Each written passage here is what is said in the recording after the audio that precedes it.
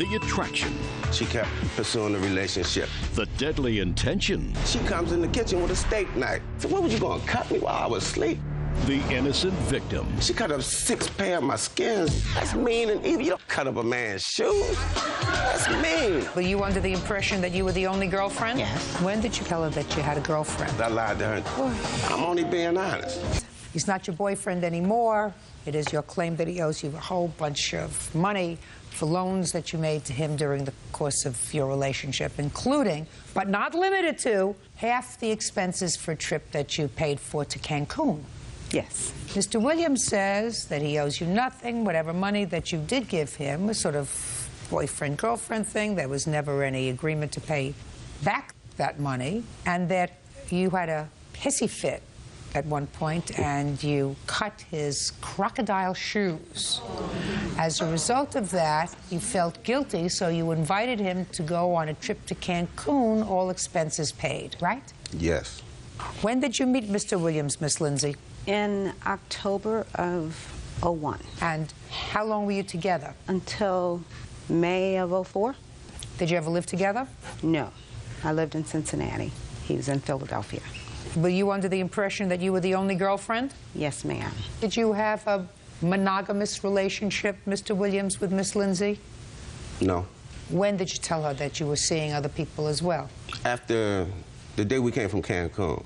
2004? Yes. Okay. What money do you claim you loaned to Mr. Williams during the course of your relationship, other than the trip to Cancun? Well, over the course of our relationship, John seemed to have been financially in trouble a lot.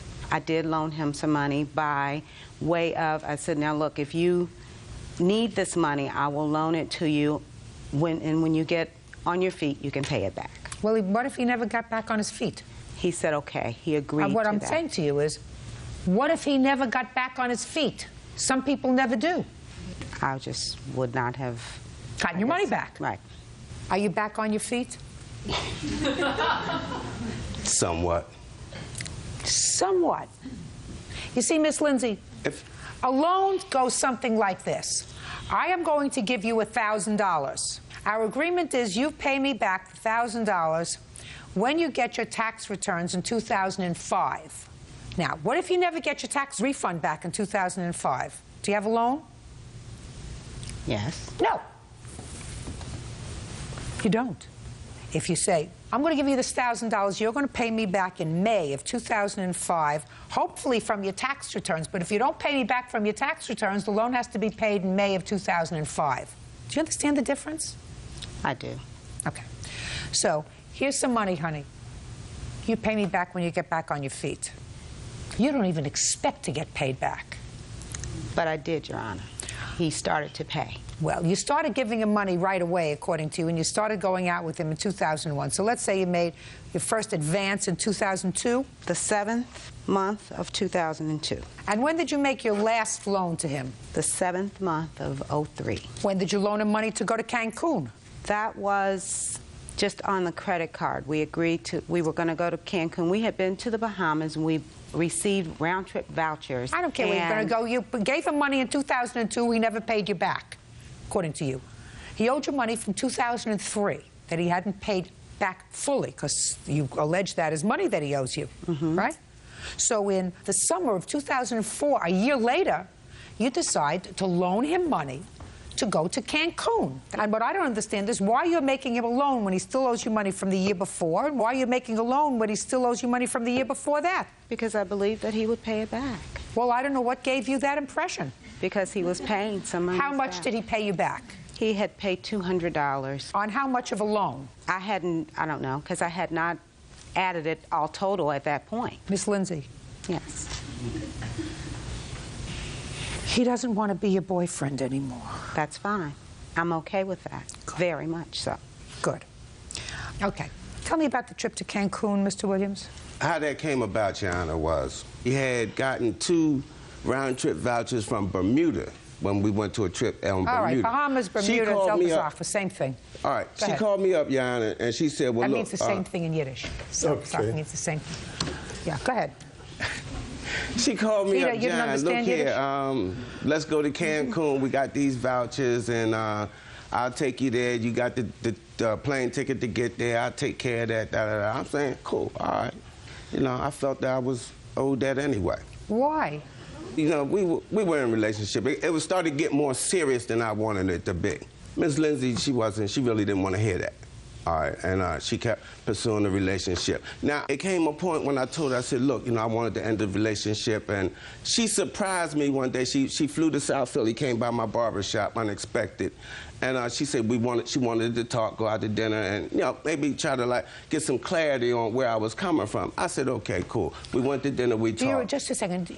Were you trying to get some clarification as to what his intentions were when you came to Philadelphia? Because at that point, Your Honor, they were not clear. They should have been clear as a bell. Okay. You met him in 2001. If he wasn't down on one knee between 2001 and 2004 with a small box in his hand, you should have known what his intentions were. Right? Right. All right, so she came to the barbershop in Philly, and we went out to dinner, we talked. I thought she had got an understanding on just how I felt. I mean, that's the understanding I got. Okay. I asked, I said, Ms. Lindsay, you know, like, when you going back home? She said, I'm going back tomorrow. My plane leave tomorrow. I said, where you going to stay? Did you make any arrangements? Because, you know, see her to her hotel. She said, no, I didn't. You know, against my better judgment, I said, look, all right, you can stay over my spot tonight. You know, and go to the airport in the morning. I woke up in the middle of the night and I saw Miss Lindsay, like, you know, in my bedroom with my safe open, going through my mail, and I'm like, come on, man, what is this? What you doing? So I said, well, look, you got to go. You know, I let you into my spot. You getting crazy like this, you got to go. I go in the kitchen, make me a cup of coffee. She comes in the kitchen with a steak knife. I'm like, oh, Rage. I said, what, was you going to cut me while I was asleep? Oh, no, John, I wouldn't do that to you. I wouldn't do that to you. She what cut you your doing shoes? tonight? Yeah. But I didn't find that out. I didn't find that out till she went home to Cincinnati, because she called, left a couple of messages. You know, John, I need to talk to you, so I returned the call. What's going on? She said, I did something I regret, and I wanted to tell you before you found out. I'm like, what's going on? She said, I cut up your shoes. I'm like, oh, Ray, I looked down at my shoe rack. She cut up 6 pair of my skins, my Crocs, John. That's mean and evil. You don't cut up a man's shoe. what? That's mean. Judge Judy continues in a moment. It was a dishonest, cruel joke to 2 women. And you can take your shoes, and if I were at a different venue, I would tell you what you could do with them. And later today, You can't sue him for $50 on Monday, futon on Tuesday, $250 on Wednesday, because that suggests to me that he's right when he says that you're a nut. real cases, real people. Judge Judy. Lori Lindsay says ex-boyfriend John Williams owes for loans and a Cancun vacation. John says Lori is a woman scorned. I did cut up his shoes. I knew you did. I did. I knew you did. I did. I cut up his shoes, and I cut up a couple pairs of pants. But, Your Honor, I did take care of those things. Miss Lindsay. Miss Lindsay, Yes. all I'm interested in is the trip to Cancun. Now, you went on the trip with her, Mr. Williams, is that Yeah. right? When did you return from Cancun? I believe it was in June. It was in May, Your Honor. After you came back from Cancun, sir, and went to Philadelphia, when did you call Miss Lindsay and tell her that you had a girlfriend? The next day. That night, Your Honor. Would you tell me why, Mr. Williams? My girlfriend grilled me. She was like on me because I lied to her and told her I was going to my sister in North Carolina. I don't know how she put it together, but, you know, she was at me and just busted me. So I had Was to come it so clean. important, Mr. Williams, that you go to Cancun so that you had to lie to your girlfriend, lie to Miss Lindsay, who you know had reasonable intentions? You went with her to Cancun. I assume you shared a hotel together? Yes. Why would you do such a thing, Mr. Because I felt like I wasn't compensated enough for my loss. You mean for your shoes? Yes. Boy, I'm only being honest. I'm glad that you're being honest. Amoral you are. Honest also. I mean, you're at least being honest with me. You certainly aren't honest with the women in your life, Mr. Williams. Have you ever been married? No. You have children? Yes. 2 girls, 1 boy. How old are your girls, Mr. Williams? My oldest is 32. She married? My son is... Pardon me? Is she married? Yes, she is. Have children? Yes. What would you think about her husband if he told her he was going to see his aged aunt in North Carolina and went with a woman to Cancun on a lark for 4 days? How would you feel about him? That wouldn't be cool. No, how would you feel about him? Would you feel hateful if he hurt your daughter? Yeah. Would you feel as if he deserved whatever happened to him? Because Yes. he was an amoral person? Yes. Do you consider yourself an amoral person? I try. You try to be amoral, you're succeeding. You get my drift, sir? I'm trying to teach you about the word empathy. Empathy is a thing that one human being feels for another, so that you don't say, my needs, my desires are more, even if they're wrong, are more important than another person's feelings that are legitimate. You know, her feelings are legitimate. She may have been overly involved in you, but you are certainly doing little things to, in your own way, encourage that. I don't think so, Jan. Yeah, sure you are. So, you see, when a man says to a woman, sure, I'd love to go to Cancun. Let's go. We'll go, we'll have a great time. You spend 4 days, you share the same room, you were intimate with each other, you had dinner together, you laughed with each other. And then when you come home and your girlfriend grills you, you call her that night. And you say, by the way, I have a girlfriend. And this was all a joke that I played on you. A dishonest, cruel, but that's what it was. It was a dishonest, cruel joke to two women, her and your girlfriend. Yeah, and your girlfriend. It well, was. that, sir, is amoral. And you can take your shoes, and if I were at a different venue, I would tell you what you could do with them. He said, you called and said, I want to go to Cancun, and he says you cut up all of his skin shoes, and he thought that that was a good payment for it. Well, that's a little amoral, but it's also not the right thing to cut up and destroy his clothes. I have proof that I paid for the things that I cut up. I have proof here, ma'am. Show me. There's for damages and repairs. Ask him about, he bought a fur coat in Cincinnati. No. All I want to know is, show me that you paid him the money for the clothes that you cut up. There. Highlight it in a different October area. 15th, shoes, $180. Did she buy you shoes, sir? 3 pair. Oh, she did buy you 3 pair. I never said that she didn't. Well, no, but listen to me, sir. What you said was, in your answer, I said when it came to... after that incident involving the shoes, Lori did everything she could to try to make it up to me. She bought me a pair of shoes to replace a few things she cut up, but it didn't come close to the amount she had ruined. So when Lori contacted me and wanted to take me on a trip to Cancun, I accepted, no strings attached. Ah. Yeah. Oh, Your Honor. Who was supposed to pay for the hotel, Mr. Williams? Lori. It was agreed upon. I didn't call him asking him to go to Cancun. When we got the tickets in Bermuda, almost a year before, we agreed that we were going to go. Okay. So we were in a relationship. Okay. Mr. Williams, not only did you go to Cancun and you hurt 2 ladies by going to Cancun for no reason, you got to pay for at least half your way. So I'm going to give Miss Lindsay a judgment in the amount of $750. Write him off. He's bad news. He's somebody else's problem now. Exactly. Very good. Thank you. Thank you. Parties are excused. You may step out. I was going through some things, and I found out some things that I didn't particularly care for. When she handed me the steak knife, I was like, I thought she was going to cut me. Somehow they ended up sliced. I mean, that's mean. That's just mean and evil. Cut up a man's crotch. Come on, that ain't right. I didn't get all of it, but that's the price I paid for dealing with what I dealt with. In hindsight, thinking about it now, I'm glad she cut up the Crocs instead of cutting up me. And now the next case. All parties in the matter of Karras versus Tierlink step forward. Retail manager Karen Karras is suing her ex-boyfriend, construction salesman Steve Tierlink, for unpaid rent and for money she loaned him to feed his children. Steve says Karen is crazy. Ms. Karras, you briefly had a relationship, according to what I read, with Mr. Tierlink. And you claim that he stayed in your house for 2 weeks, for which he owes you expenses. Yes, Your Honor. And in addition, you say he owes you some money for a small loan that you gave him. Yes.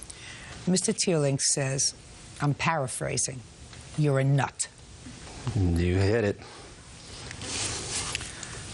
You may be right. Why did he move into your house? He was evicted from his apartment. You invited him to come? He called me and told me that he was in a lot of trouble and pretty much showed up at my house in tears with his 2 little children. So you said, come on in. What else could I do? Good. Did they have a spare room for them? No. Where did he sleep? On the floor. Where did his children sleep? On the floor. And after 2 weeks, he left? Yes. Now, how much did he say he would pay you for the 2 weeks that he stayed in your house? He just offered to give me some money. He said that I can pay you some money, and it wasn't some specific. So it wasn't a firm contract? Exactly. Perfect. Then you get no money. Now, let's move on to what this loan was. You want to tell me about it? He said that he needed some money. He said that he didn't have any food for his children, and so I gave him some money because I was afraid that he wasn't going to be able to feed his children. Good. How much did you give him? $50. That was nice of you. It was a loan. Well, you said it was a loan. That's not what you just told me. You said you were afraid he wouldn't have money to take care of his children. He asked to borrow. He asked me to borrow the money, and I agreed that I would lend him the money, and he agreed that he would pay me back. Tell me about the conversation. Well, he said that he needed some money, and I said that I would agree to lend him the money, and when I agreed to lend someone the money, then I expect them to pay me back, and he did agree to pay me back. So did she give you $50, sir? Yes, she did, Your Honor. Okay. Did you give it back to her? Not in that way. What did you do? I took her out for dinner, drinks, lunch. You did? Yes. When? Shortly after I stayed at her location, which wasn't 2 weeks. I was only there for 3 or 4 days. I dismissed that part of this lawsuit.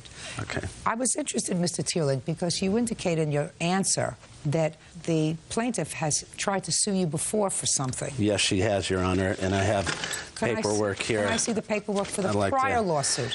It was a loan for a futon, which was, the case was dismissed. I paid her back. That has the receipts and everything right there. You sued him for this $50 already. But when he paid me exactly for the futon, he did not pay for any of the other things. That doesn't make any difference, madam. Your lawsuit that was dismissed sought as a claim a $50 personal loan, as well as the balance on a futon. Right, and there was also a $200 loan as well that's not even indicated there. Let me explain something to you. You have a responsibility, unless you want to abuse the legal system, to include everything in a lawsuit. You can't sue him for $50 on Monday, futon on Tuesday, $250 on Wednesday, because that suggests to me that he's right when he says that you're a nut. So I think that you have to put a period. He's not interested. He doesn't want anything to do with you anymore. He's moving on with his life. Kiss him goodbye, figuratively, and kiss me goodbye, figuratively. Your case is dismissed. That's all. Parties are excused. Literally. Step out. Well, I didn't get to explain my Halloween lights here. My main purpose here today was to make sure that he showed some appreciation. They were actually cut off of my home. Completely untrue. Is this another one of his blatant lies? She wants to still keep seeing me. I think it was all frivolous, little lies, emails. My emails and voicemails and notes said, I never want to see you again. The last thing was a brick tied around a note. That was when he owed me the money and he was refusing to pay me the money. It's a case of the fatal of attraction.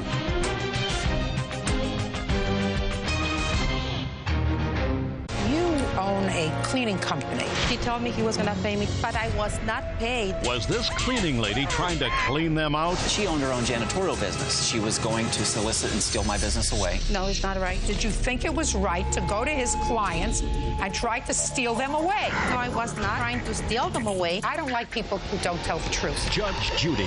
I don't think you would know the truth if it came up as... Former employee Lilia Fierro for slander, stealing cleaning supplies, and breaking a vacuum cleaner. Lilia is countersuing for unpaid wages.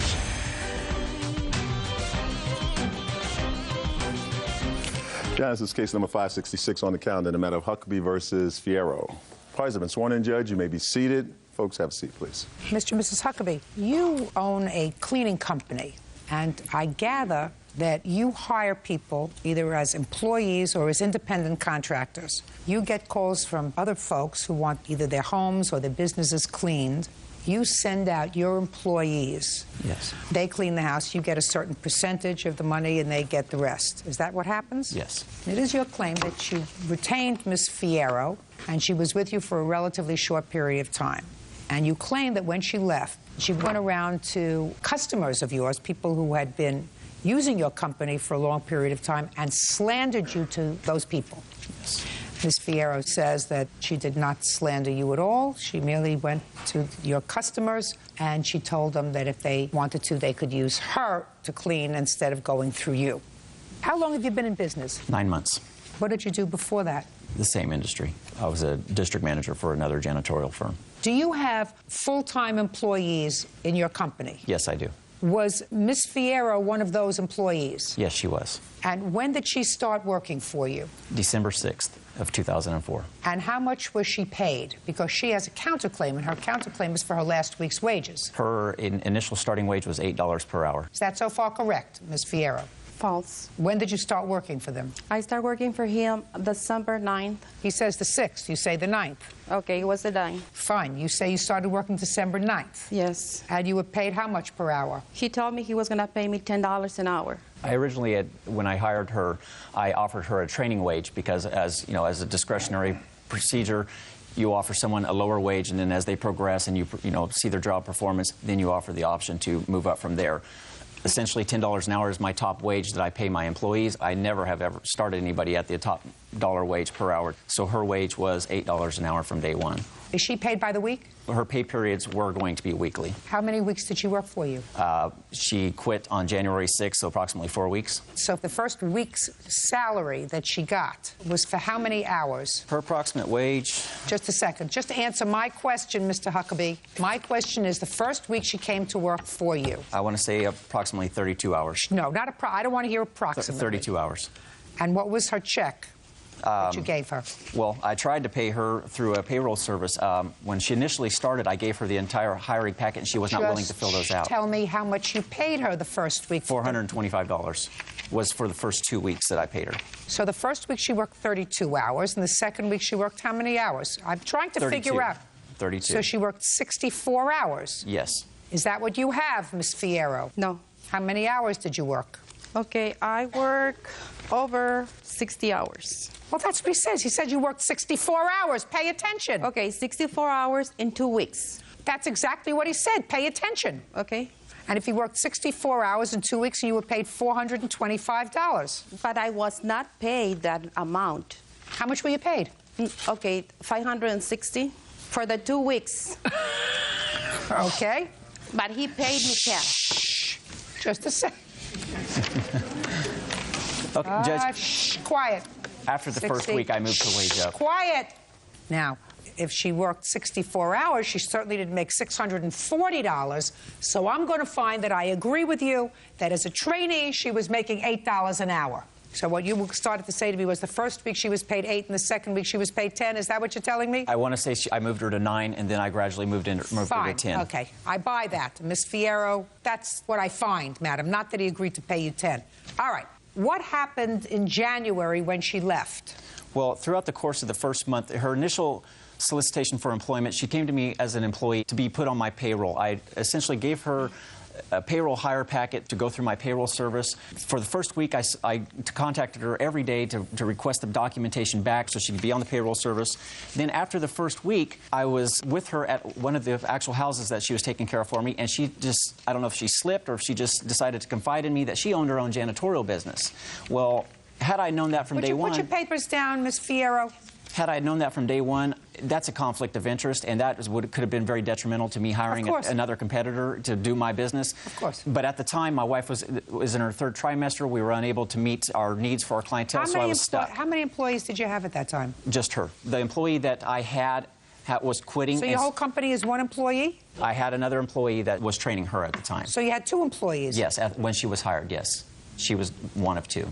And the other employee was leaving? Yes. So then you were going to have 1 employee? Yes. That's her? Yes. Now I got it. Okay. So you let her go, or she decided to leave in January? Yes. After the fact, I found out that she was an independent contractor. She had her own janitorial business, the whole 9 yards, same thing as us. Being in a critical state, though, I was unable to, let her go. She already knew my accounts. I needed to continue business. I said, okay, We're going to switch it. You're going to be 1099. Here's a 1099 form. I handed it to her. I said, this is what you're going to need for documentation so I can pay you and that we're legal within the, the tax system. She said, okay, I will get it back to you. Well, over the course of the next 3 weeks that led up to January 6th, she continued to make excuses of why she wasn't returning the paperwork back to me. She lost the papers. So finally, upon Is January... that right, Ms. Fierro? No, it's not right. I believe him. I have the papers I here. believe him. I don't care whether you have the papers there. You never got them back to him.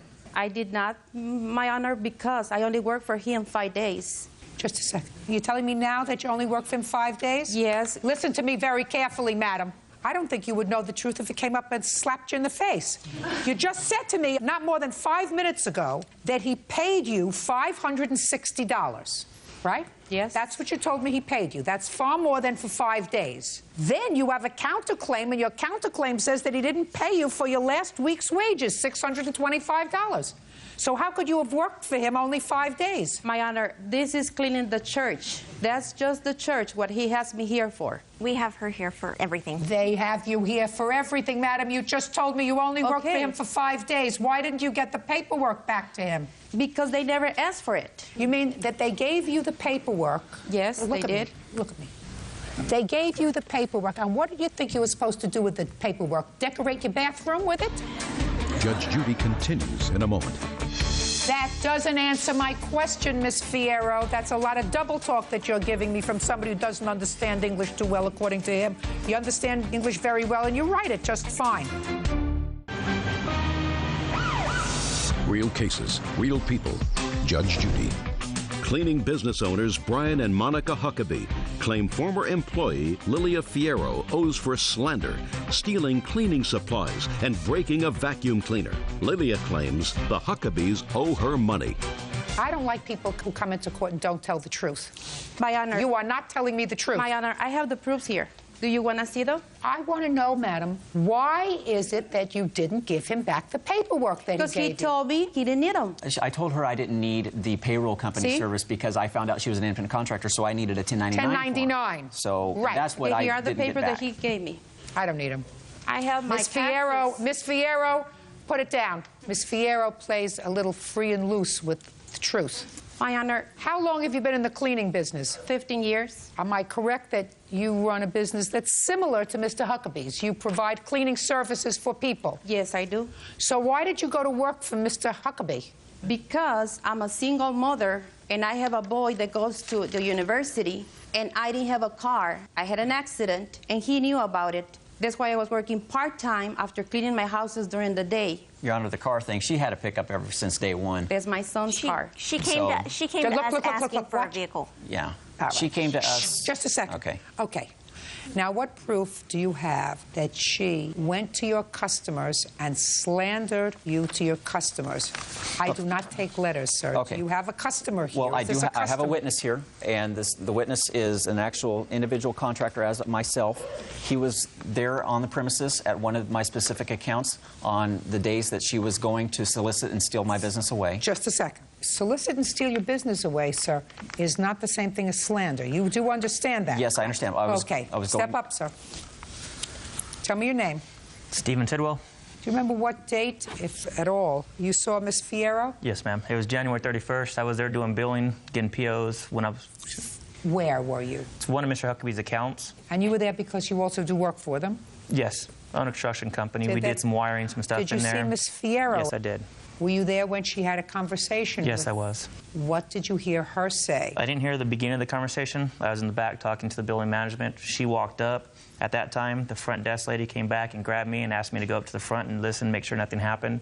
From what I did hear, Mrs. Fierro was complaining, arguing, saying she wants money. She was complaining? Her English isn't that good, ma'am.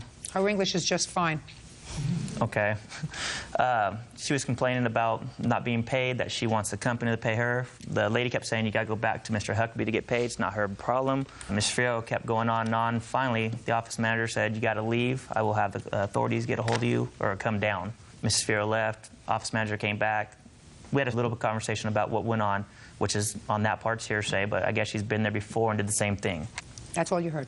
It's just not the fact. Slander, Mr. Huckabee? Well, I guess aside from that, it's just a handwritten letter from Mrs. Fierro to one of my accounts that is, Oh, just a second. If you have a letter by Miss Fierro to one of your accounts in her handwriting, that I'll read. Okay. And also attached I'd like is to see it. These here are what my accounts received on a weekly basis. It is her business card, a copy of her business license, and apparently a voided check when she was trying to solicit the business and take it away. And then this here is the handwritten letter by her. You don't have a non-compete clause in the contract. No, ma'am. I do not. It's just it's a good faith. There's no such thing as good faith without a non-compete clause, sir. Correct. And in that. Shh.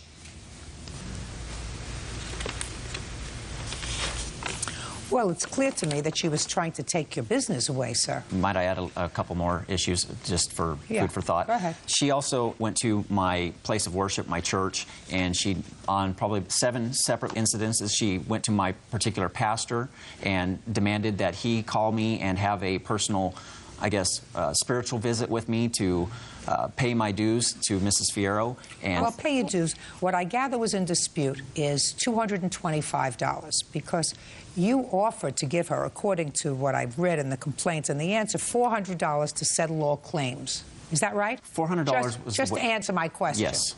And she would not accept it. She said you owed her $625. So the dispute here is involving $225. No, ma'am. The dispute is involving actually $8,400 because the damage is done by Mrs. Fierro. I'm not talking to you, sir, about your claim. I'm talking about her claim. Her claim, yes, ma'am, $400. Is about $225 because you offered her $400. She said, I'm not taking it. I want $625. Actually, I offered her $420, so it's $205. And when did you offer her $420? $420 was on January the 9th. I was at her front door with the local police department trying to have her initially sign a receipt, the necessary W-9 form, and to hand over her payment and to obtain our personal equipment and cleaning supplies back. She had your equipment? She still does. Yes, she still does. You still have his equipment? Yeah, because I asked him to come and get it at my house, and he never came by. We came with the police department, and the police, of course, you know, they tried to do the peaceful transaction, and she wasn't willing to comply, and they told us to go home. Cleaning supplies, a step ladder, and just miscellaneous, you know, janitorial equipment, rags, dusters, toilet brushes, and so forth. What's all that stuff worth? I estimate $75. Do you think it's right that you wrote to his accounts and told them that you could provide a service as good as his? No, okay, what I was doing is that when I call him, see, he has a restraining order in Bakersfield court office before all this happened. And then when I was served, I asked him, I said, why do I need to go to court with a restraining order if you are the one that owes me money? And he said, because you don't have to go to the accounts that you were cleaning for me, because they had been told that if why they see did you go to his, listen, he got a restraining order for a reason. I'm asking you a question, Ms. Fierro. Okay. Why did you write to his accounts, go to his accounts, and tell them, here is my business card. Okay. I'm licensed. I can do the same work. Why did you, from a moral standpoint, go to his accounts? Because I wanted to talk to them, and they never wanted to talk to me. Wanted to talk to them about what? About what he had said to me on the phone. Do not even go to the accounts, because they had been told that if they see you, to call the police on you. Because they're my accounts. That doesn't answer my question, Ms. Fierro. My question to you, madam, is he hired you. You got a list of his clients because he hired you, so you knew who his clients were. Okay. You think that it's right for you, after you quit the job, to go to his accounts to try to get his accounts to use you as a cleaning service. Do you think that that's right? No, it's not right. So why did you do it? I did it because, see, he had stayed all the time that he was offering me pay, that he said he was going to pay me as a contractor, pay me as an employee, and does he has the proofs that, you know, that he can show it to you that he paid me? Because I don't think any company will pay cash. That doesn't answer my question, Miss Fierro. That's a lot of double talk that you're giving me from somebody who doesn't understand English too well, according to him. You understand English very well, and you write it just fine. And what I'm asking you, madam, is did you think it was right to go to his clients and try to steal them away? No, I was not trying to steal them away. All right, your counterclaim is dismissed, Miss Fierro. If he owed you $400, you should have taken it, because you're not getting a penny from me. But neither, sir. I'm speaking. I think you're very smart. I don't think that there's anything not smart about you. I think that, put your hand down. I think that this was a nasty thing that you did to somebody, to go and try to take their customers away, to tell them, I can do the same kind of job from you. Here's my business card, here's my license, here's my check. He doesn't have a company, he doesn't have separate checking. I mean, these are all things that you wrote to a customer of his. They're really not nice. And you went to his customers, not the right, I'm speaking, not the right moral thing to do. But you don't have a case against her, sir. Do you understand? She is able to do that unless you have a non-compete clause. Well, I guess... And you have no proof. Just the defamation of character, the things that she was going along saying... Listen to me. You have no proof of that, sir. No. Other than you already letters. Testified. And nothing in your testimony, sir, was just the tone slanderous. of her voice, though. When if it I takes don't care them to come about her get tone. me. Listen to me. I don't care about her tone of voice. Nothing in the words, in the substance of the words that you allege to have overheard is slanderous. But for them to come get me... Don't listen to me. Okay. Don't answer me back. This is not a give and take. Okay. This is, you answer my questions, I rule on your testimony, and that's it. You don't have a case for slander. But, Your Honor, in turn, I had to be able to maintain a business and the livelihood for my wife and my small child, I had to turn over a month and a half of free service for the damages that she did, and that's why I'm here Sir, you today. haven't proven the damages. The damages are just for her visits. You haven't proven the damages. You need a witness who would testify that she came to their establishment and she said things about you that were not true, as a result of which they either switched from your company to hers or stopped using your company. You don't have that witness. The fact that you took measures to keep your clients doesn't obviate the fact that there is a big gap, that central gap of proof, because this is a court. Right. Court needs proof. You don't have it. Okay. You got it? Got it. Is she out of your life now? I hope so. Perfect. Very good. Case is dismissed, and so is your counterclaim. You did the wrong thing. Parties are excused. You may step out. A little disappointed. The losses for what we encountered for being here is kind of, it is a disappointment. I know she was, doing her job. I was starting to receive telephone calls from our clientele letting us know that the service was a little bit less than standard to what they were accustomed to from our business. He's a very, very smart guy. Handwritten letter, saying that we were going out of business and we're liars. I was trying to find out what he had said about me, but I never said nothing bad about them. When we went over these complaints with her is when she became very hostile and she walked off the job, and that was the last day of service from her. I will take him to court in Bakersfield. A tough lesson, but now you just know a little bit more paperwork goes a long way. Hope to be able to continue on without any more problems like this.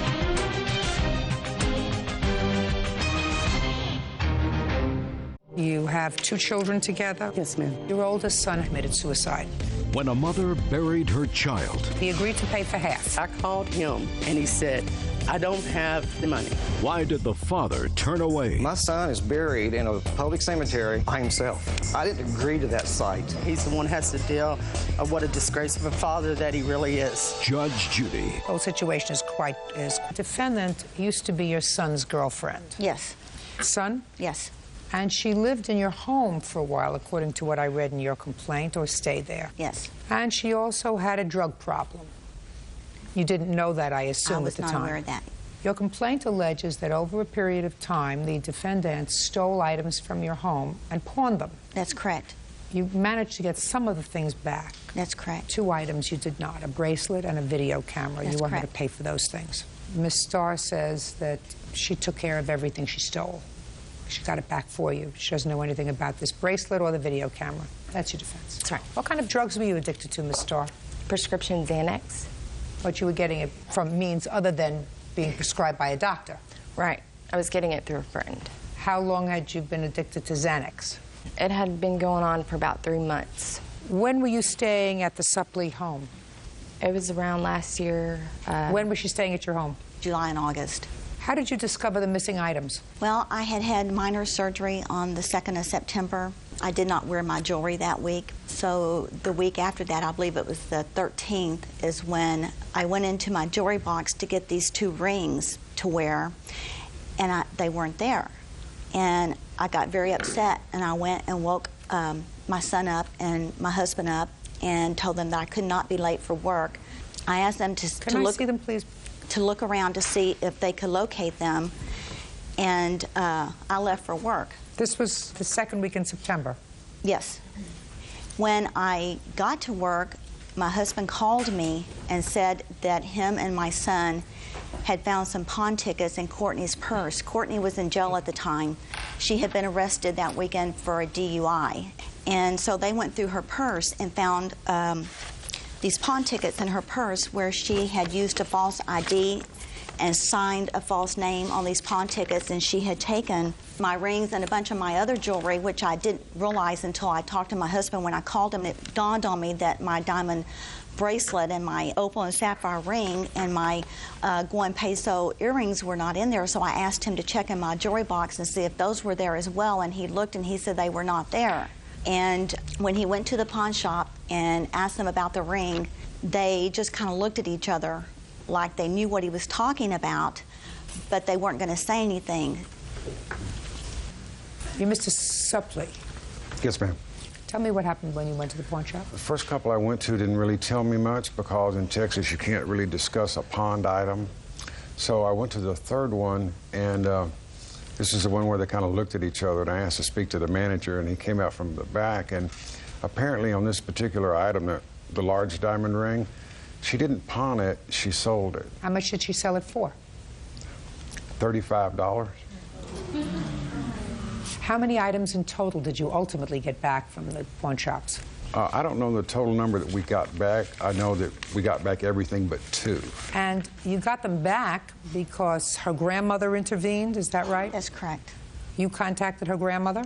Well, actually, I called her mother, and I told her mother that we were going to file charges against her for taking these items, and her mother said that she had kicked her out of the house and to do whatever we had to do. So we went down the next day and filed a police report, and I do have the police report here. May I see? Go ahead. So then her grandmother called me at work and asked me what was going on, and I told her basically that Courtney had stolen some jewelry from our home and that I wanted the jewelry back, and that we had filed a police report against her, and if we didn't get the jewelry back that we were going to prosecute her. So she called and talked to him. What did she say? She said she had discussed it with Courtney's mother and Courtney, and that she was going to go ahead and help Courtney out and apparently loan her some money. Good. That's how you got the stuff back. Yes, ma'am. What didn't you get back? We did not get back my gold peso bracelet and a video camera. Is that a Sony video camera? No, this is not a Sony video camera. It's a Sharp. Did you get back a Sony video camera? No, that was not ours. She's pawned. Where did you get the Sony video camera? Sony video camera? Yeah, that you pawned. I didn't know that there was a Sony video camera. So it's possible that you were not in complete control of your senses at all times when you took this property and you stole from more homes than one. True. Mm-hmm. All right. You weren't missing binoculars, were you? Well, not that I know of, but these were the rest of my jewelry that she pawned that we got back. I'll take a look in at addition to the rings. But I see here binoculars, DVD movies, Black & Decker hedge cutter. We did not realize those were even gone until we went to the pawn shop, and those were there. Only then did we realize that those had been taken. Okay. All right, Miss Starr. I'm going to listen. Do you have anything to say to me? I remember taking the jewelry, all the jewelry. When did you take the jewelry? It was spread out. It was like an everyday thing. It happened. It went on for a month. So you mean each day you would go and take something else? Mm-hmm. Just so I could go get more Xanax. Where else did you steal from? I also stole from my own family. Judge Judy continues in a moment. She has a mother, she has a grandmother. Didn't it strike you, young man, that if she wasn't welcome in her mother's house and her grandmother's house, that there might be something wrong with her? And later today, your oldest son had been in the Marines. He came back from the Marines and tragically he committed suicide.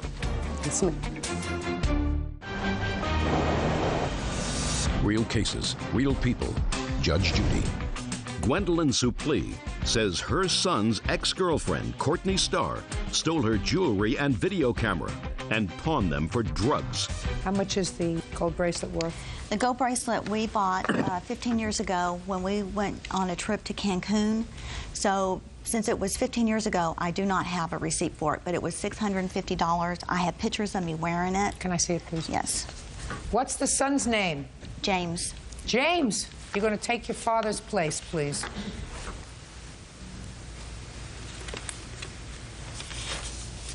James, you have a drug problem? No. Did you? No. Did you know that Miss Starr had a drug problem? Well, I did in time. Once we realized this was going on, then I realized that it was a problem. I'm talking about before that. No. Before the jewelry episode. No. Had no clue? Mm-mm. Really? Yeah. How long had you been together? Oh, about 6 months. Why did you invite her to your house? Well, things were going pretty good, and after she started staying and spending a lot of time with me, she had lost her job, and she just kind of fell off the edge, and stuff started going downhill. I don't know what that means. She lost her job. We started having problems. She didn't have any money, and that's when I realized that something funny was going on. That's when I decided to check her purse for the pawn tickets, right after my mom realized that the jewelry was missing. That doesn't answer my question, James. If you're dating somebody for 6 months, you don't invite them to come to your house to stay. She has a mother, she has a grandmother. Didn't it strike you, young man, that if she wasn't welcome in her mother's house and her grandmother's house, that there might be something wrong with her? Yeah, I mean, she's welcome at her mother's and her grandmother's house. It was... James, what do you do? I'm a human resource manager. How old are you? 25. Where do you live? Lake Dallas, Texas. Do you live at home? Yes. Not anymore. I just recently moved out a few weeks ago. Who do you live with? 2 roommates. Perfect. That'll help him grow up. It's time. Time he wasn't tethered to your side. Do you have any other children home? No, I do not. Yes! When did you buy the video camera? We bought the video camera in 1979. Here is the receipt for the video camera. Can I see it, please? It came from Fry Electronics. You have receipts from 1979. You are one organized no, I did lady. not. I did not. I had to call them up, and we had to get them to mail it to us. I did not have it. Gwen. Huh? It wasn't 1979. What year was it? Well, it'll say on the receipt, Yeah. but it wasn't 79. Okay.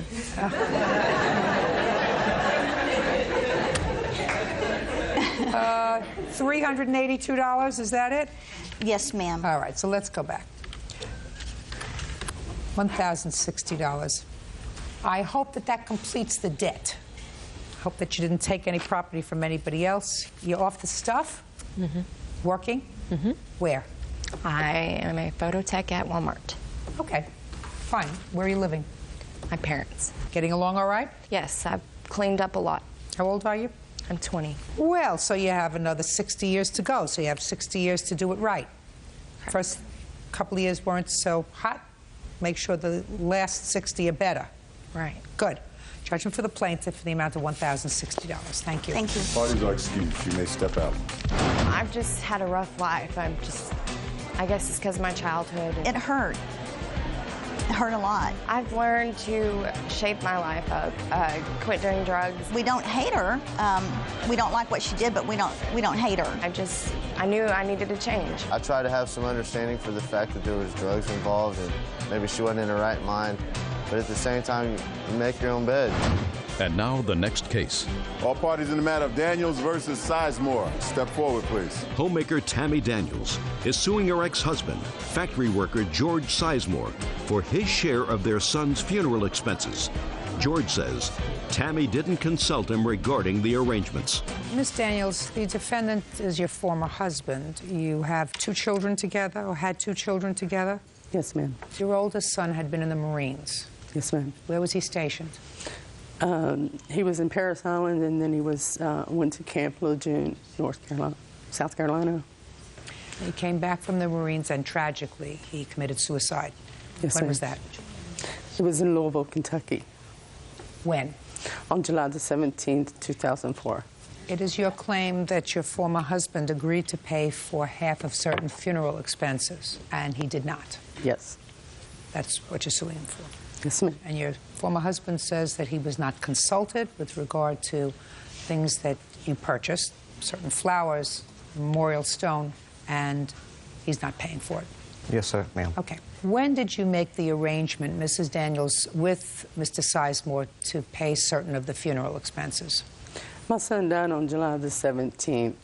My ex-husband come to my house. That was on a Saturday. My ex-husband come to my house on a Sunday with my husband and my son, and my sister and a few of my other family members was there, and we discussed the flowers. He helped pick out the flowers. We had a meeting Saturday when I found out my son died.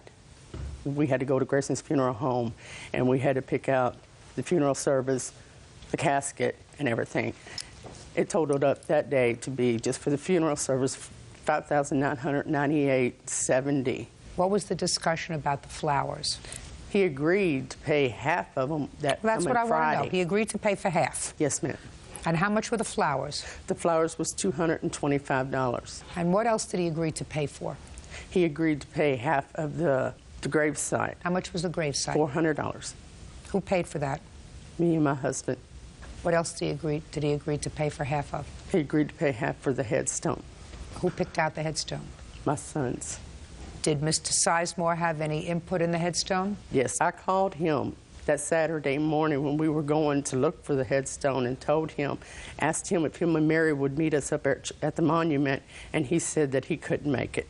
I said, George, are you going to help me with our son's headstone and the money you owe us? And he said, I don't have the effing money. I'm going to hear you, Mr. Sizemore. Okay.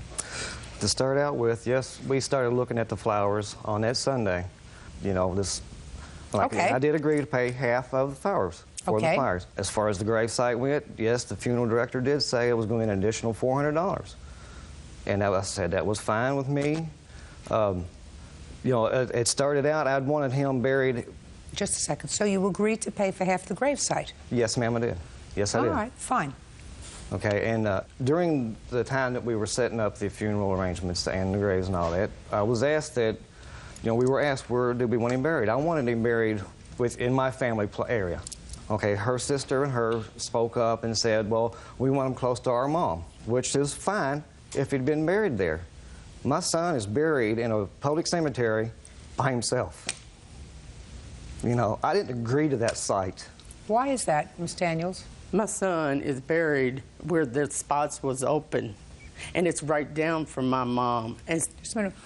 Is there any reason why, if he wasn't buried in the same plot as your family, that he wasn't buried in Mr. Sizemore's family's plot? He lives about 6 miles from where we live. He has to come through Charlestown to go to Otisco. He goes by my son's grave every day.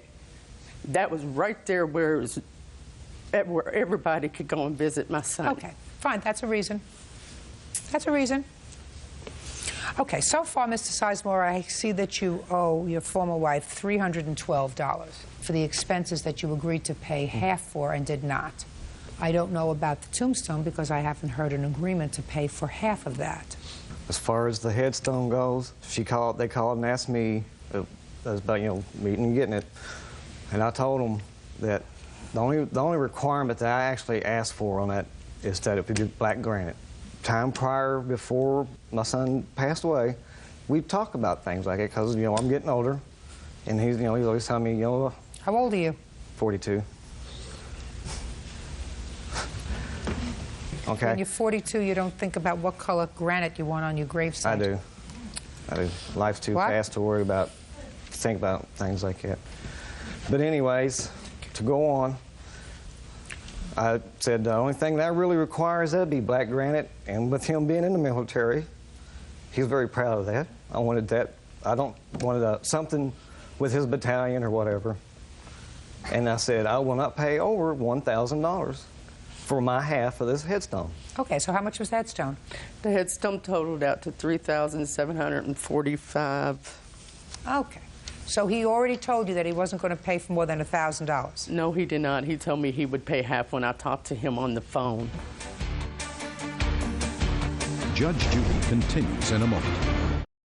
Was the stone that you selected black granite? Yes, ma'am. Is black granite? He's never been there to see. Ma'am, I cannot go up there. My family's gone. I said, yeah. So as far as I know, it is, yes. Okay, well, then you got half of what you wanted because I assume it doesn't say anything about the military. Is that right? Ma'am, I don't know. Yes, it does. This guy's military picture on it. So it has his military picture on it. So you got your black granite, and you got his picture on it. Okay. Right? Yes, ma'am. And you got to pay $1,000 for it. That's what you said. Let's say that that's what you said, that you were going to pay $1,000 for it. So that's $1,312. Look, Miss Daniels, when somebody dies prematurely like this, anger is a much easier emotion to deal with than loss and sorrow. Don't be angry. Don't be angry at her. The fact that your son isn't buried in a place that you would have preferred. I'm not angry with her. So don't be angry. I'm not. You have to sort of put a period, take care of this responsibility. Yes, ma'am. And look forward. Don't say anything else. That's all. Thank you. Thank you. Parties are excused. You may step out. It's just another line of her harassing me. He lied. He knows all about it. He's the one who has to deal with what a disgrace of a father that he really is. I guess probably because she wants me to come back to her and it's not happening. He wouldn't return her call. He's behind in child support. He won't pay nothing. All she had to do is give me the receipts, you know. Instead of calling me up on the phone telling me I killed my son. He's the one who's got to stand in front of God on Judgment Day.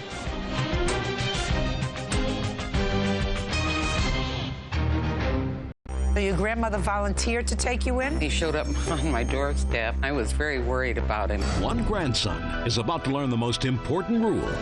Don't mess with Grandma. I got a charge on the credit card. It was a check that he had forged. What do you have to say about that, Justin? I made a mistake. You made a... We supposedly paid off everything he owed.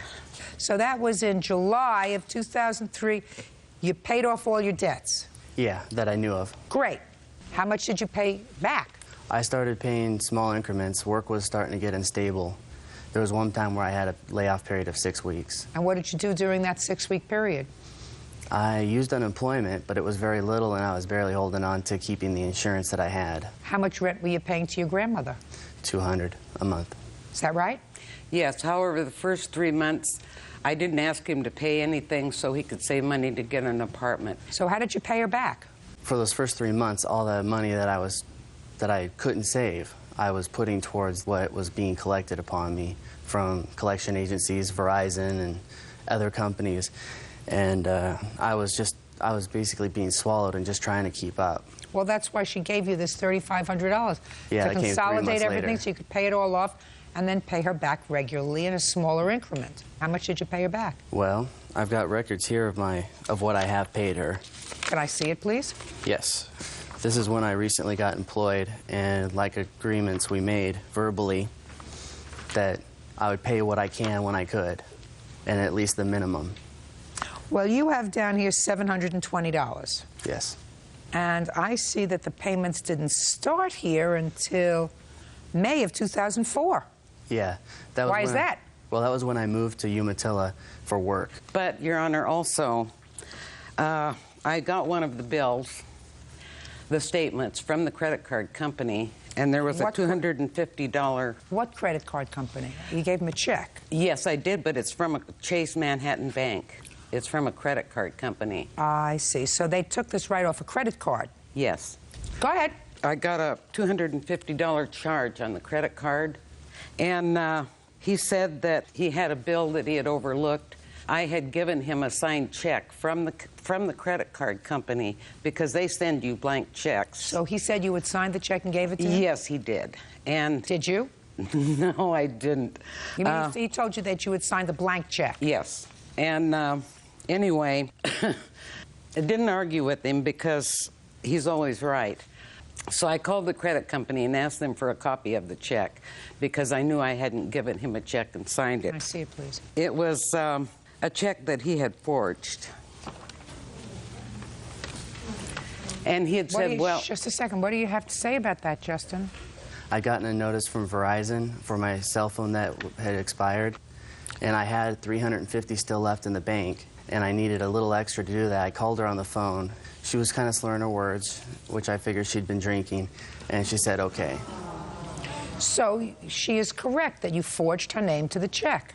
I signed it, yes. You forged her name to the check? Yes, I signed it. She didn't turn you in, did she? No.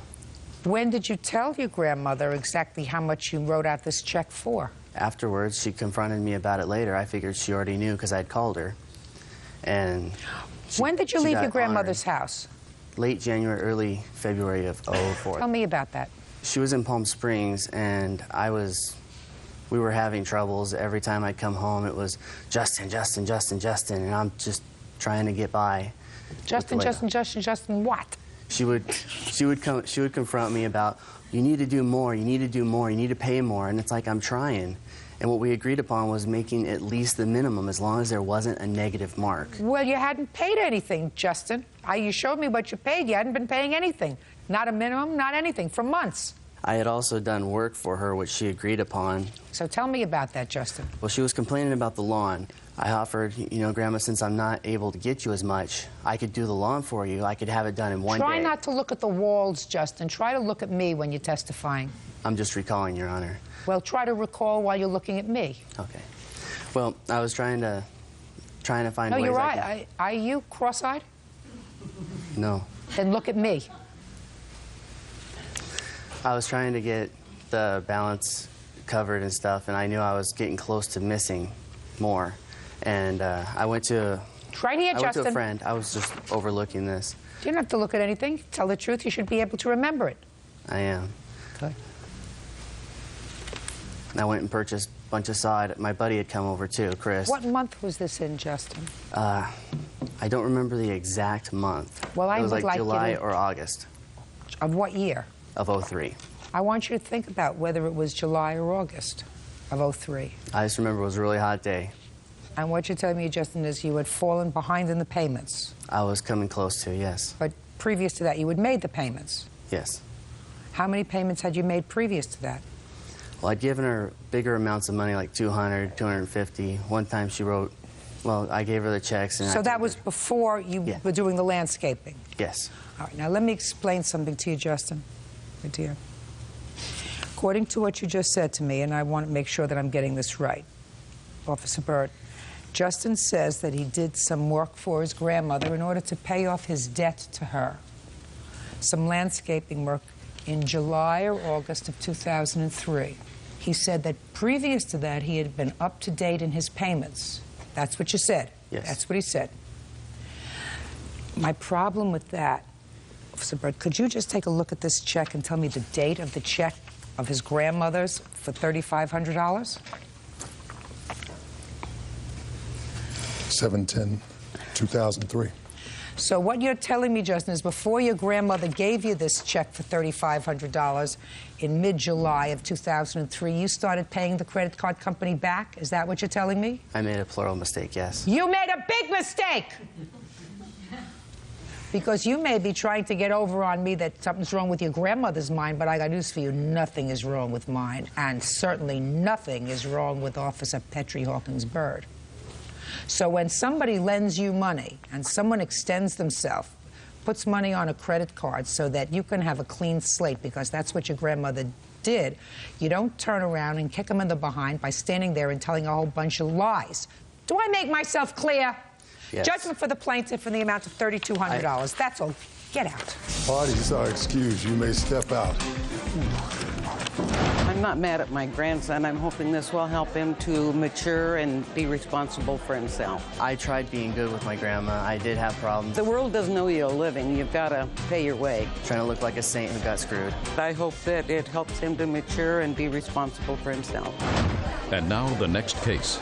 All parties in the matter of Perry versus Bartle, step forward. Homemaker Lynn Perry is suing Travis and Michelle Bartle for the cost of vet bills.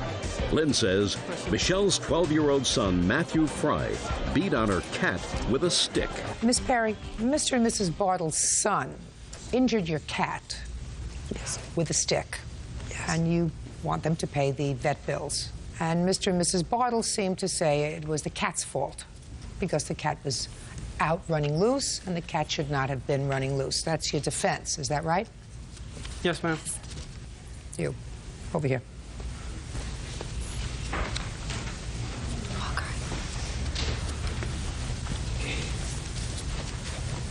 Have a seat up here, okay?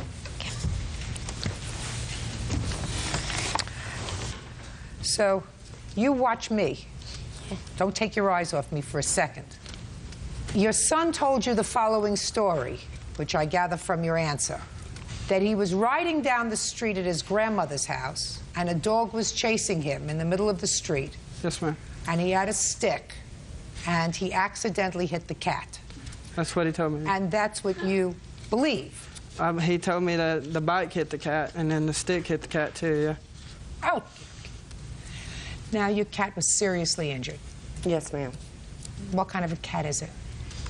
She's actually a mutt. She's pure white, one blue eye, one gray eye, 16 years old. Managed to get through 16 years before she met this young man? Yes, ma'am. What kind of injuries did she have? She's lost some sight in her left eye, and she was bleeding from her nose and her mouth when the incident happened. So she was hit in the face with the stick? Yes, ma'am. Judge Judy continues in a moment. Now, you want to tell me how you hit this cat with the stick? Yes, ma'am. And I want to hear the truth from you. Yes, ma'am. You say yes, ma'am. You make sure you believe yes, ma'am. Yes, ma'am. Real cases, real people. Judge Judy. Lynn Perry says 12-year-old Matthew Fry beat on her pet cat with a stick. Matthew claims it was an accident. You have photographs of the cat? I do. I'd like to. This one's So far, you're doing very well. Don't take your eyes off me. This one's 2 years ago. She's fat and healthy. This one's current. 2 years ago. Current. Big white cat. She was a big white cat. She was about over 20 pounds 2 years ago. Currently, she's about 6.5 pounds. You're 12 years old? Yes. Do you do okay in school? Yeah. When did you go to your grandmother's house that day, Matthew? We went over there that morning. Who went over there? Me and my two sisters. Now, there came a point at some time that you were outside on your bike. Yeah. Who were you riding with, yourself or with your sisters? I was by myself. It was after I took my sisters to their friends. And about how far was that? A block, 2 blocks? About a block. Did you have any trouble taking your sisters over to their friend's house? No. Did you have any trouble coming back? Look at me. The dog. Look at me. I was getting chased by the dog. Oh, that's what you're just a dog. Was it a big dog? It was a bulldog. It was about up to my knees. And where did that big bulldog start to chase you, Matthew? Right as the stop sign after I was coming down the hill. I was going to turn down and go down the hill, and it started chasing me. And you didn't get off your bike from the time the bulldog started to chase you until the time you hit the cat. Is that right? Yes, ma'am. So you tell me when you got this stick. Is not an answer. Look right here. I left with the stick from my grandma's. You did? Yes. Why would you leave carrying a stick? The dog was chasing me. No. The dog didn't start chasing you until you got to a stop sign, Matthew. Yeah, from my sister's friend's house. That's not what you told me. You told me that the dog started to chase you when you were making a turn at a stop sign. Yes, ma'am. Or right as I take the right turn, he started chasing me. Right, and you didn't get off the bike. So if the dog was chasing you, and I asked you, when did you get this big stick? Before I left the house. Why would you start carrying a stick on your bicycle? Because he's bit me before, and I didn't want to get bit again. And Matthew, I don't believe you. My mom was... Matthew, I don't believe you. You may have told that story to your mother and father about the big dog chasing you and the stick, but I don't believe it. You understand what I'm saying to you? Yes, ma'am. Now, you want to tell me how you hit this cat with the stick? Yes, ma'am. And I want to hear the truth from you. Yes, ma'am. You say yes, ma'am. You make sure you believe yes, ma'am. Yes, ma'am. Go ahead. I was riding down the hill with the stick in my hand because that's when the dog was chasing me. Yeah, how big a stick was it? It was a broomstick. A broomstick? Broke in half. Go ahead. I was riding down through there, and I was looking back. That's the time that the dog was chasing me. And I kept on looking back, and he wasn't there. And I turned around. I didn't know what it was until I hit it. And I saw that it was a cat. I really didn't mean to, but... So. I still don't know how it got hit in the face with the stick. I was riding down through there, and it was in the middle of the road, and I looked back, and I looked forward, and I hit it. With a stick? Yes, ma'am. Baloney. Go sit down. It's not true. It's not the way it happened. Well, he told me that he hit the cat with the bike and then the stick, and the bike has freestyle pegs on the front. He was lying to you. He's a fibber. I had 10 grandchildren. Most of them ride bicycles. None of them ride a bicycle carrying a broomstick. None of them. And I raised 5 children. None of them ride their bicycle that they're supposed to hold on to with 2 hands, carrying a broomstick in one hand, unless they're looking for trouble. You got me? Yes, ma'am. You understand? Yes, ma'am. You understand? Yes, ma'am. They may have believed you momentarily. Maybe they still do. I don't believe you, Matthew. You're not supposed to hurt a living thing, ever. And if a dog was chasing you, you don't take your bike out. You stay at your grandmother's house. And if it was chasing you when you took your sister to their friend's house, stay at the friend's house and call your grandmother. And call your mother and say, I'm afraid to go home because this big bulldog is chasing me. You understand? That's why I don't believe you. All they're asking for is their vet bills. Falsely named him as the father of her child. He is suing her for the return of child support. The problem, Mr. Smith, is that probably a good piece of this money went to the state where you live because they were supporting her and this little boy. How much did you pay for the divorce, sir? I haven't paid anything. And are you divorced now? Yes. Okay, and you paid about $3,000 in child support? Yes, ma'am. You're going to have to consider that the cost of your divorce, sir. If you don't want to think of it as child support, think of it as the cost of your divorce, because it is impossible for me to determine how much money of the money that was deducted from your salary went to Miss Hampton and how much went to the state. And I certainly can't, although there's a basic unfairness about it, I certainly can't say to her, you have to return the money to him when she didn't get it. So, you made some mistakes in your life, sir? Yes, ma'am. This was just another mistake. Costly, unfortunate, but there's nothing that I can do to help you. I also had my lawyer fees where I had to take her back to court to get everything dropped. That's a different story. Let me see that, please.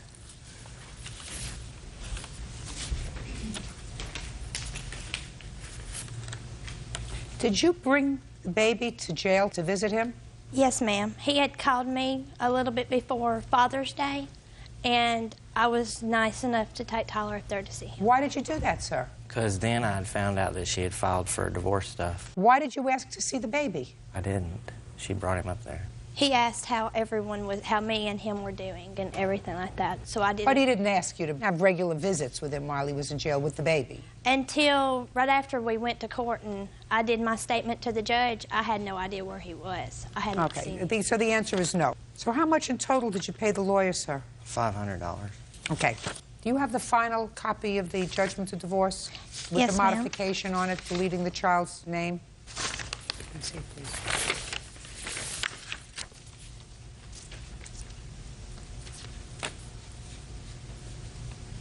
Well, this talks about the child.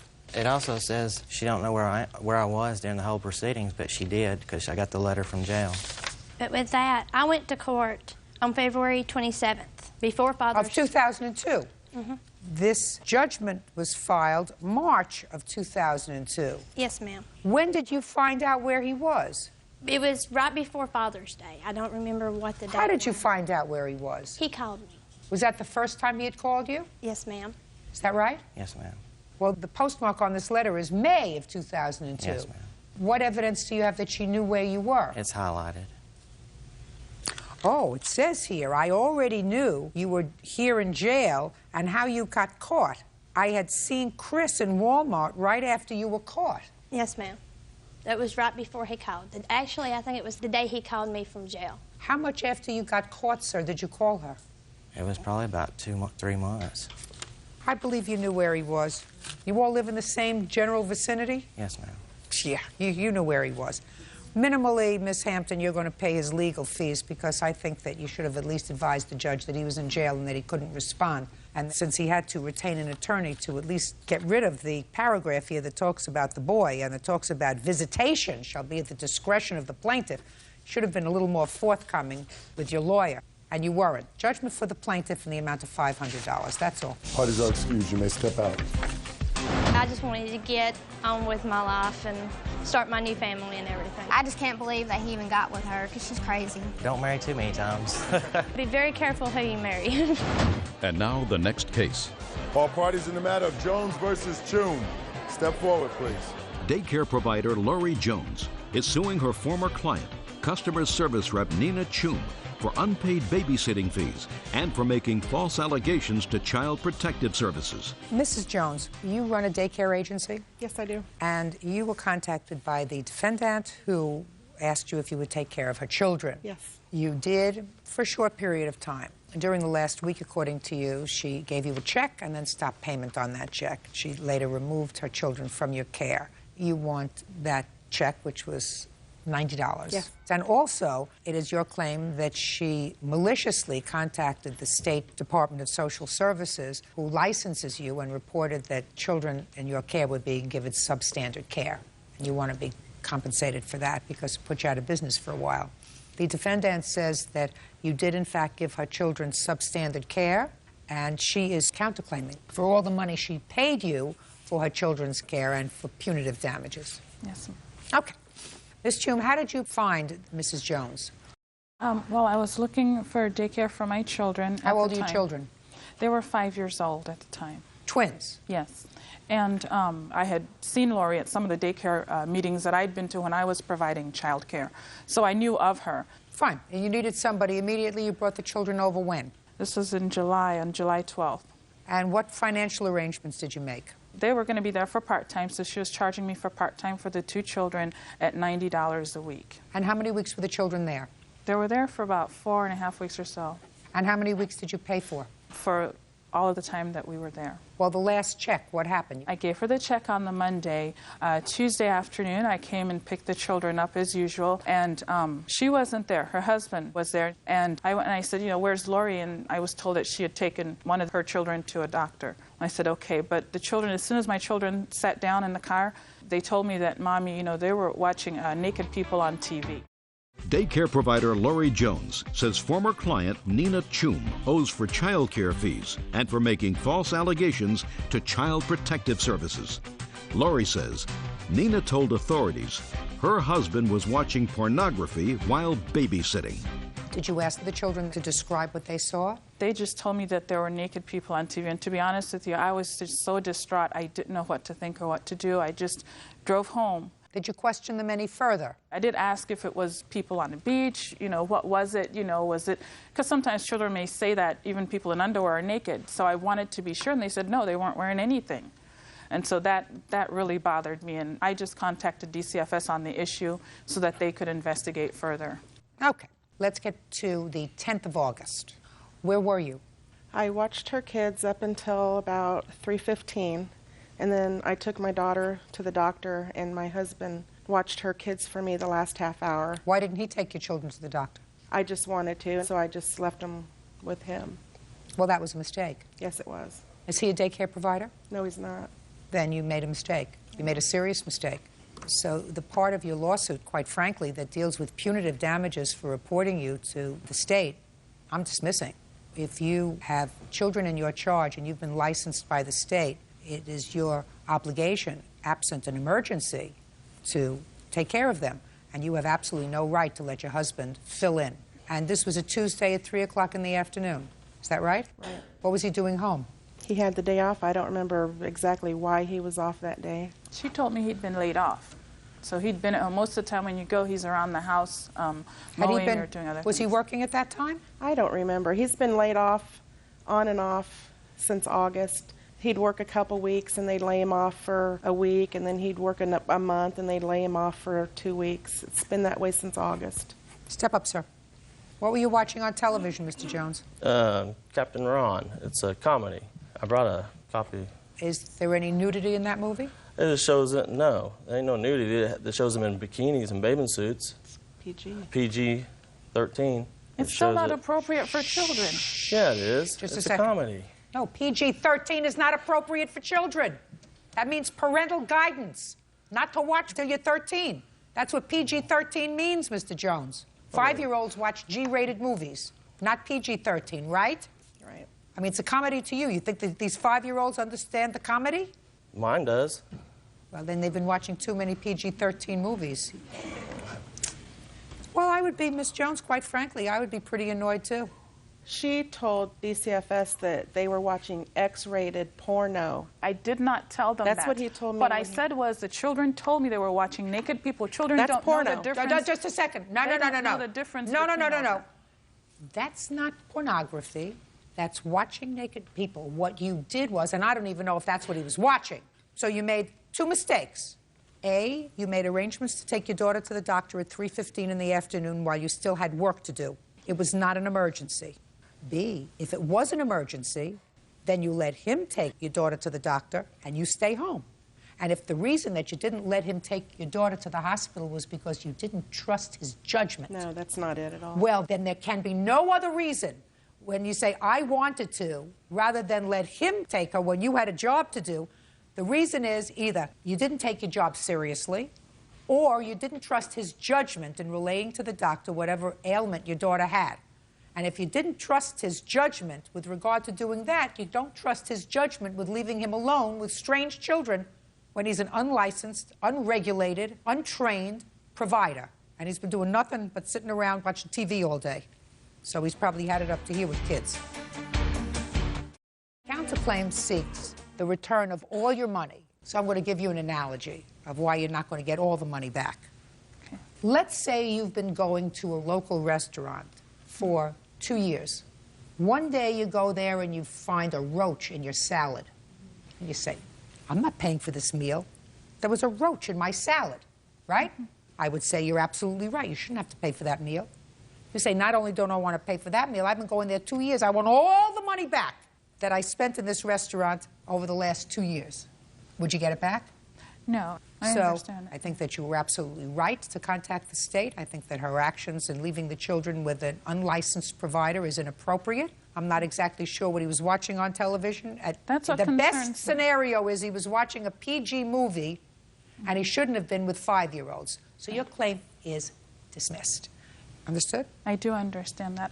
However, I was really, truly shocked, and it was offensive, I feel, to the children in her care, her own children, and to my children. Then why don't you tell the judge why you got your daycare license stripped from you? I didn't get my daycare license stripped. Listen to me. It's not about her.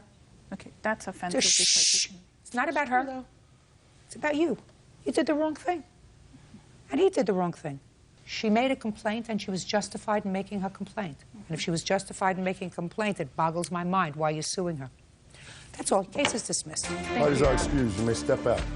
She's just upset with every daycare provider because she got her own daycare license stripped from her. Nobody took my license away from me. They were not watching X-rated. When they told me that, they were watching people, naked people on TV, I felt no. I would not do that with kids. I did my background check. Shrek is rated PG. Unfortunately, sometimes that isn't always going to be enough.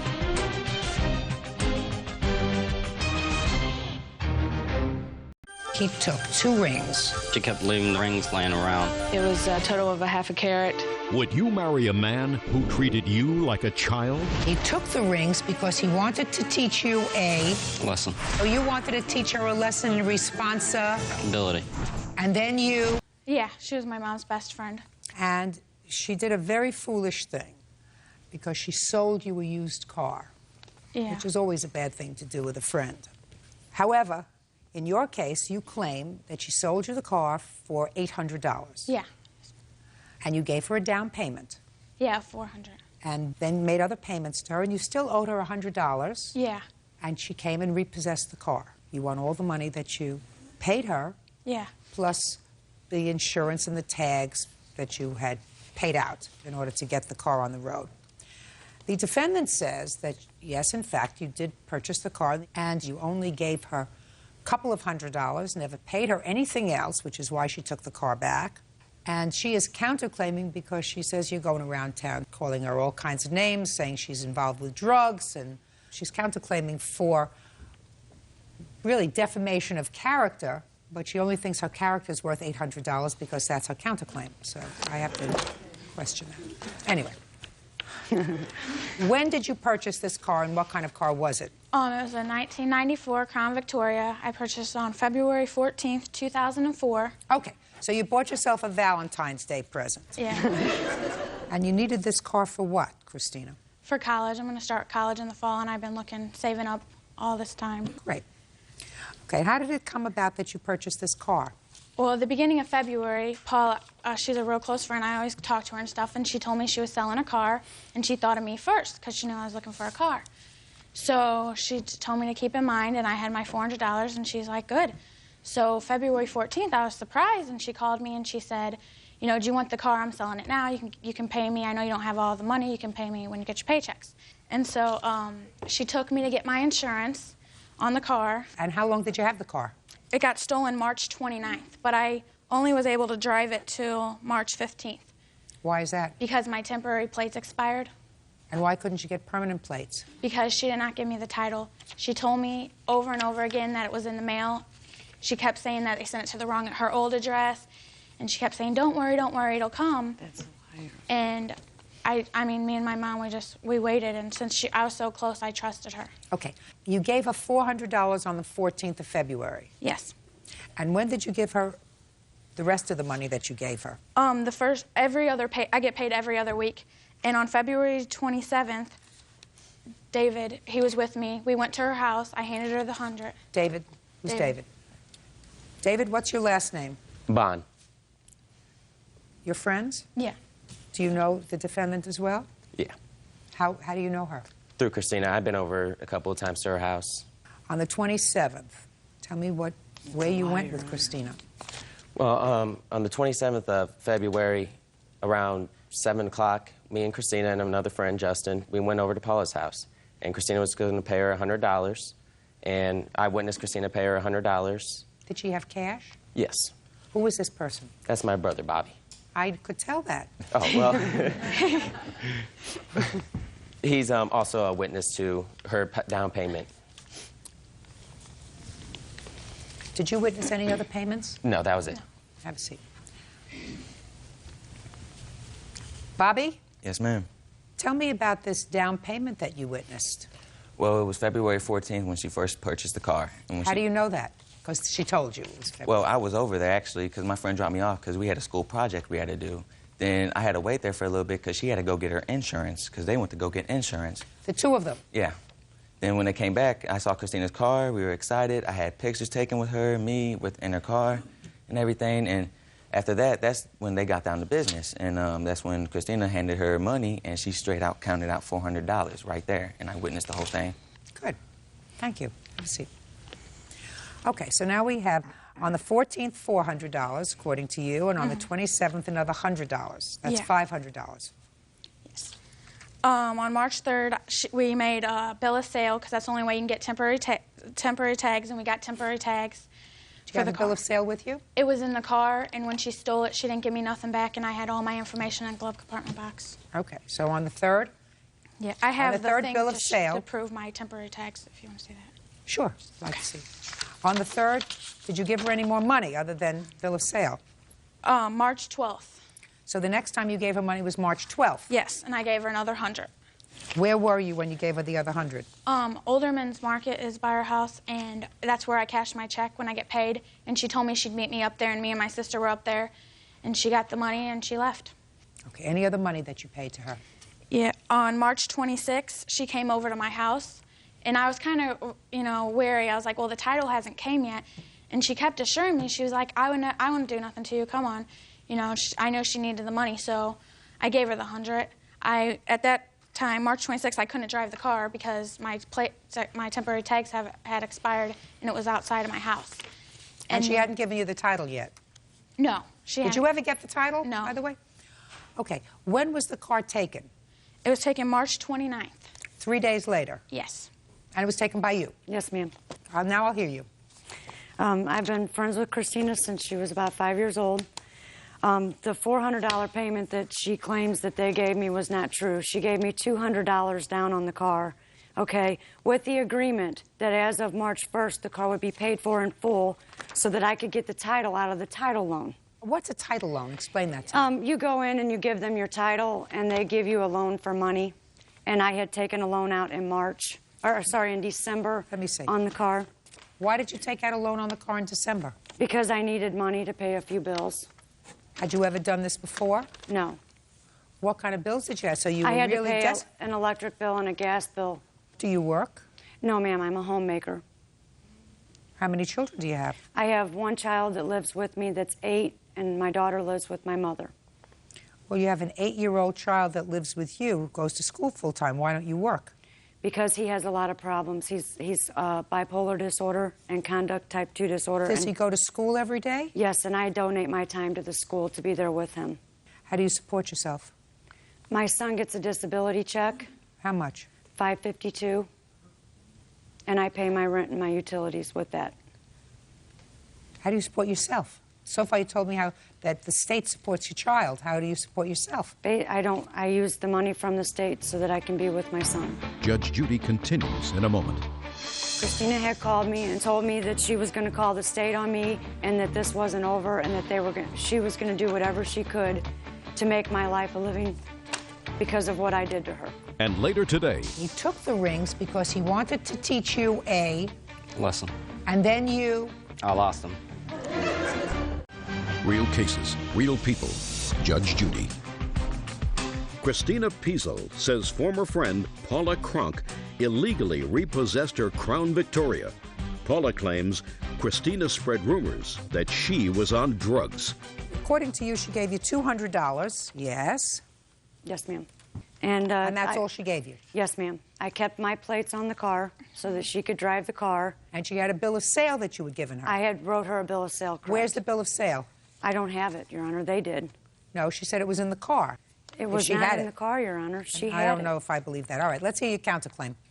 Basically, I'm counterclaiming because after I took the car, they had called my mother, my friends, my family, claiming that I was on drugs and that I was stealing from them. That's all hearsay. You have a witness to that? No, ma'am, I don't. I have papers from the state because they had threatened to call the state on me, and the state came in and they called my son's school. Just a second, listen to me. Do you have any witnesses no, ma'am, they had to this work. defamation? They had to work. Okay, well, then you don't have a case. You Okay. have no witnesses, because certainly you weren't on the other end of the phone, right? I was on the other end for a lot of the phone calls. Really? Yes. Well, tell me what you heard. Christina had called me and told me... Called you? Yes. And told me that she was going to call the state on me and that this wasn't over and that she was going to do whatever she could to make my life a living because of what I did to her. Let's go here, Miss Cron. Yes, ma'am. You sold her the car in mid-February. Yes, ma'am.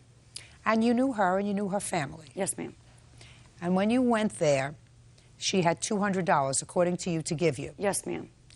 And you knew that she worked. Yes, ma'am. And that was going to be the source of income for her to get the car to you. Exactly. Did she pay rent where she lived? No, I don't have any bills. And She didn't actually, her... Shh. Do you know how much she was earning? No. Did you know how long it took her to save up that $200? Her mom is the one that gave me the $200, not her.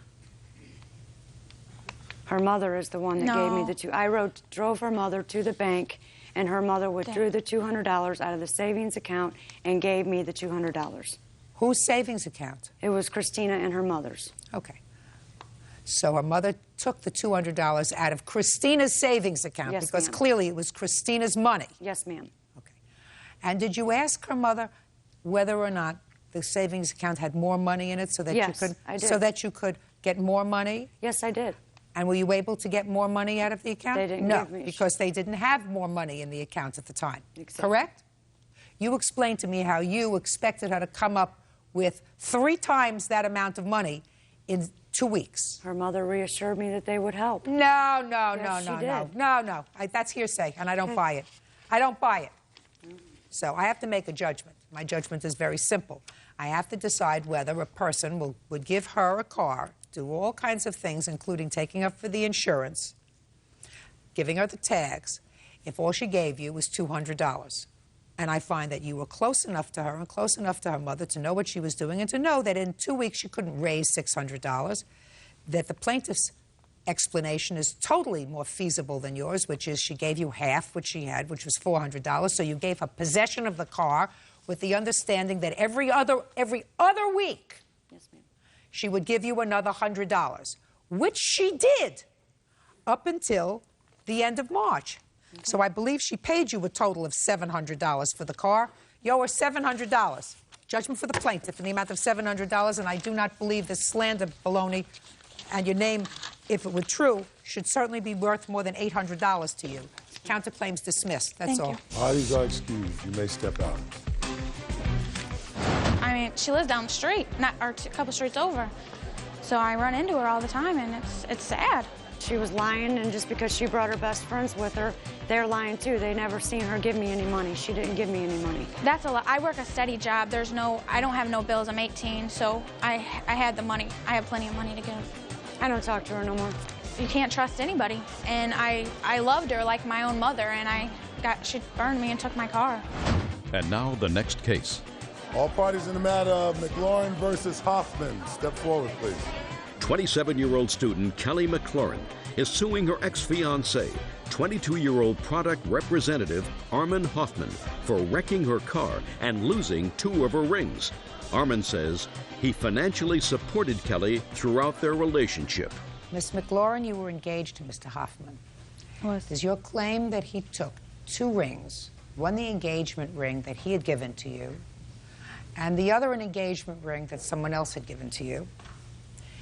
He took them for whatever reason, and he lost them. You want to be reimbursed for those rings. And in addition, after you broke up, but you have a child together? Yes. He used your car to drive your daughter someplace, and he had an accident in the car. You want him to pay to have the car fixed. Mr. Hoffman says that he took the rings because he wanted to teach you a lesson. And the lesson was? She kept leaving the rings laying around, and she seemed like she didn't even care that she had them. So you wanted to teach her a lesson in responsibility. And then you? I lost them. Lost them.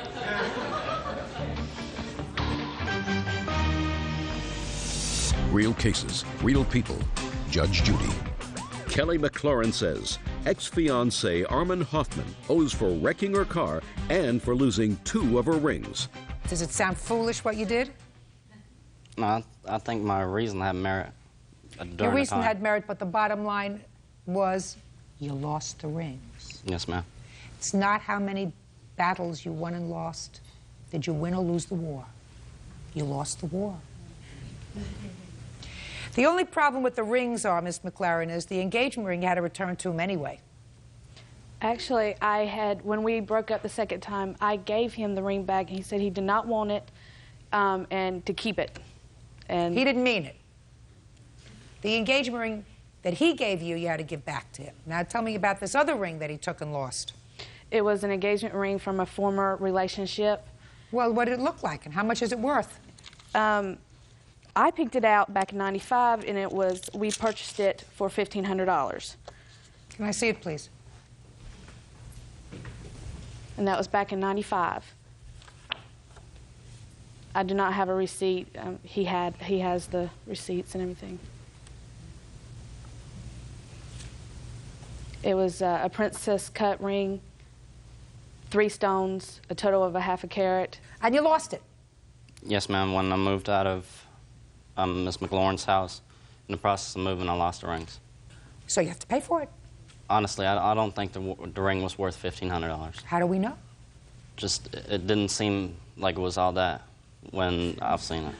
Well, Mr. Hoffman, the reason you told me you took the ring is because you wanted to teach her responsibility and not leaving it around. I assumed that you would not have taken the ring if the ring wasn't worth very much. What difference did it make if she left it around?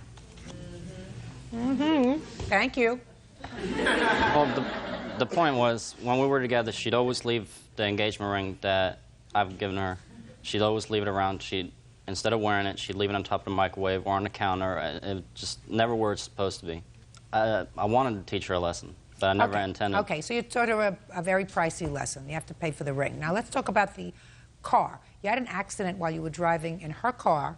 After you had already broken up, you were driving your daughter someplace? Yes, ma'am. Tell me about the accident, Mr. Hoffman. She wanted me to get my daughter's haircut, which I said fine. We didn't want to change the car seat out, which I didn't have the car seat in my car at the time. So you didn't have a car seat in your car. Mm-hmm. She did. Yes. So? We decided to exchange cars. She said, just take my car, and I'll borrow yours. She went to Walmart. I went to go get my daughter's haircut. Got her haircut. On the way back to her house, 2 minutes away from her driveway, I ended up rear-ending another person. So why aren't you responsible for the damage? Well, I don't think I'm responsible for the damage just because for the entire time that I've known Ms. McLaurin, she hasn't worked. I took care of her. I paid the bills. Even after we broke up, I paid some of the bills for her to help her out. That's good. Yes, and also after we split up, I was paying child support, and if she needed anything extra, I would try to help out with it. Well, that's nice. You have to pay child support because you have a child. Who's supposed to pay child support for your child? Me? I'm not Bert? saying He's nothing got his own about, children. I'm not saying nothing about So, child and if support. you gave her something extra because you had extra, that was very nice of you. You don't have to do that. You have to pay for the car because you had an accident. It was your fault. How much was the car? I have estimates. What's the cheapest estimate? $1172.03. Show it to him. Got it, Mr. Hoffman? Yes, ma'am. Got to pay $1,500 for the rings and $1172 to fix the car because you had the accident. Judgment for the plaintiff for the amount of $2,672. Thank you. Judge. Parties are excused. You may step out. I work a lot. She stayed at home. We didn't mesh well. Every time I washed the dishes, I did put the rings down, but however, I did pick them back up again and I put them right back on. She told me that I stole the rings from her and that I shouldn't have done it. And I said, well, I was trying to teach you the lesson, and you shouldn't leave the stuff around that I give you. Now I can go and get my car fixed, and everybody's happy.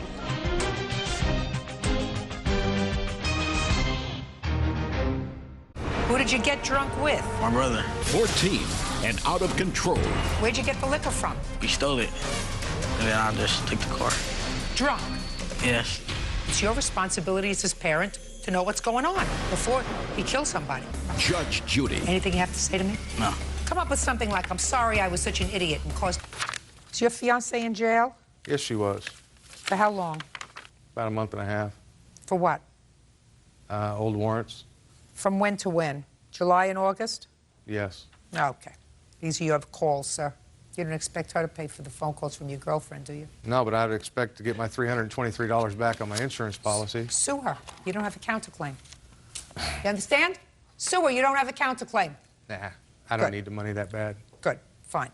Now, what about this tattoo? I'm going to handle it very, very quickly. He wanted money for a tattoo. You gave it to him? Yes, ma'am. We were on vacation. Good. So he had a tattoo put on his leg of his girlfriend's daughter's name. So, what do you want me to do about that?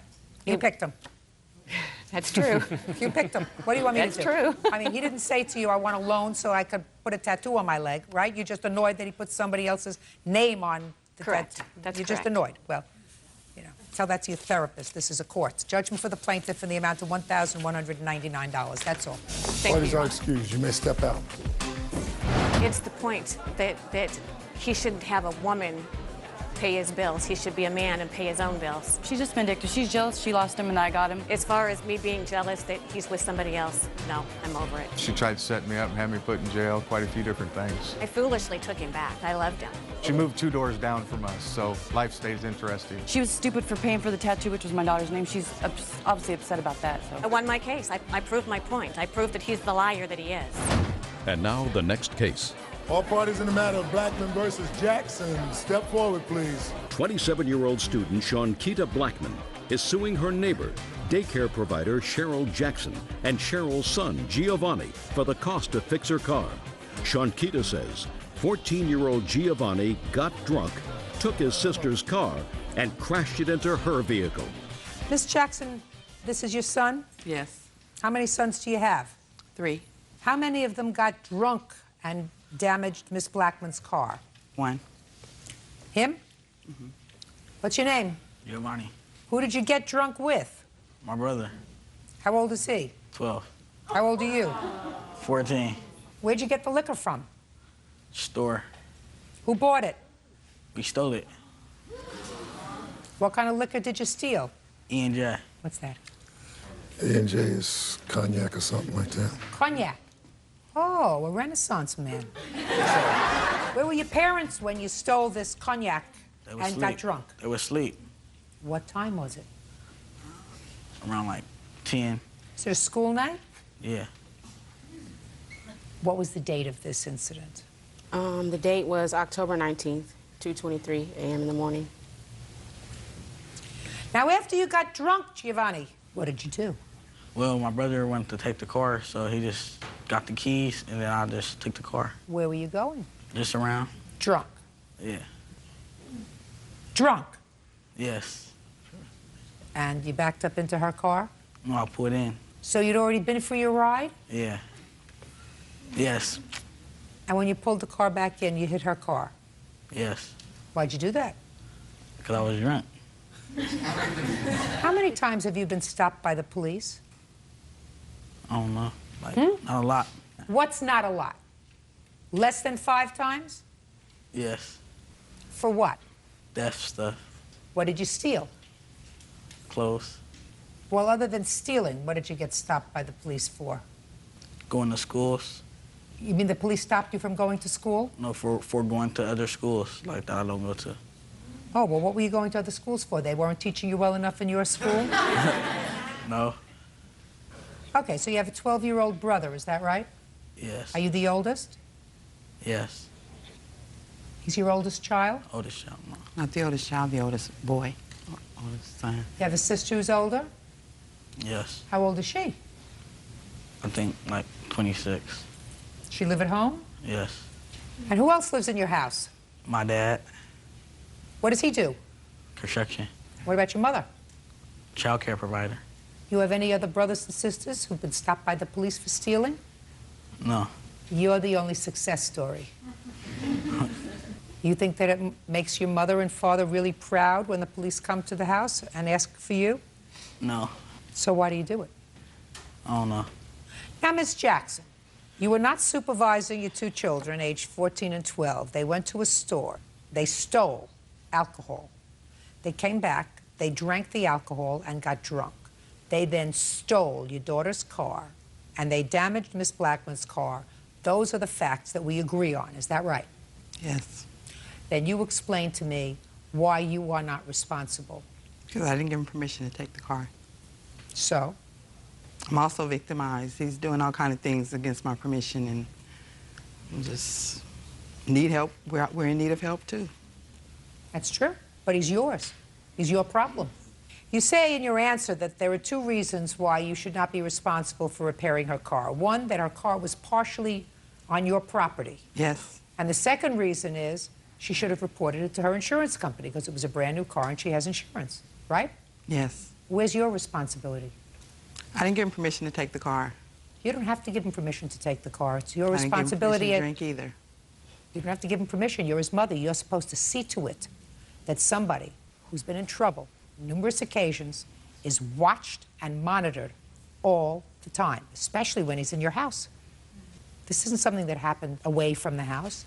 He took his brother late at night while you were sleeping, 10 o'clock, according to him. Went out, got alcohol. The keys were accessible to the car. He got drunk in your home. So you may not have given him permission. It's your responsibility as his parent to know what's going on.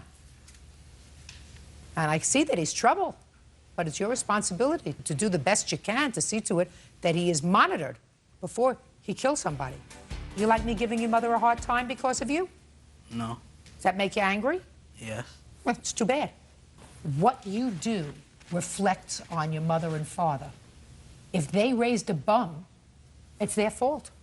Are you a bum? No. You have a mother, you have a father, you have siblings, you have parents who work. They try to do the right thing. And if you do the wrong thing, then what you've done is say, your life is a failure because you raised a bum.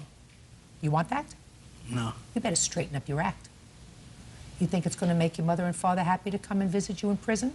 No. Have they ever had to do that? Well, you have to think about whether your parents ever had to come to detention to take you out. Yes. Did they ever? Yes. You think it made them happy? No. Think it made them proud? No. What happened to you as a result of that? Probation. Mm-hmm. Can I see the estimates for the car, please, Miss Blackman? Sure.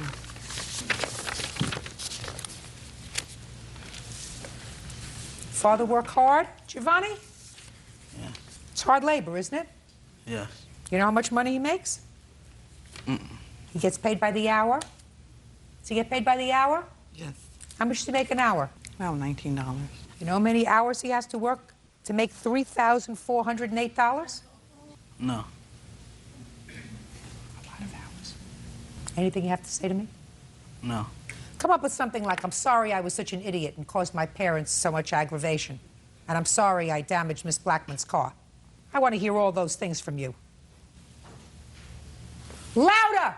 I'm sorry for damaging Miss Blackman's car. What else? And I'm sorry I put my mom in debt through this. Has he ever spent a weekend in jail? He spent 3 days in juvenile hall. That's where we picked him up from. Has he been in trouble since? He won't go to school. He won't keep the probation. Won't go to school and keep the probation, right? He needs to stop drinking and smoking. Maybe Bird can have a conversation with him. Maybe. In any event. Judgment for the plaintiff in the amount of $3,408. That's all. Parties are excused. You may step I up. think this is basically a question of discipline, the parents being able to put their foot down and say enough is enough. He's not safe out there. He's real hyper, and he won't be still, and he won't think, and he's not focusing right now. He used to be a good child, getting good grades, and somewhere he just went wrong, and I just don't understand what happened. I tried to raise him the best I can to know and love God's values, and it's really disheartening. As far as his apology, I just didn't see it as real sincere. Just seeking help. That's all I can do is seek help. I recognize there's a problem.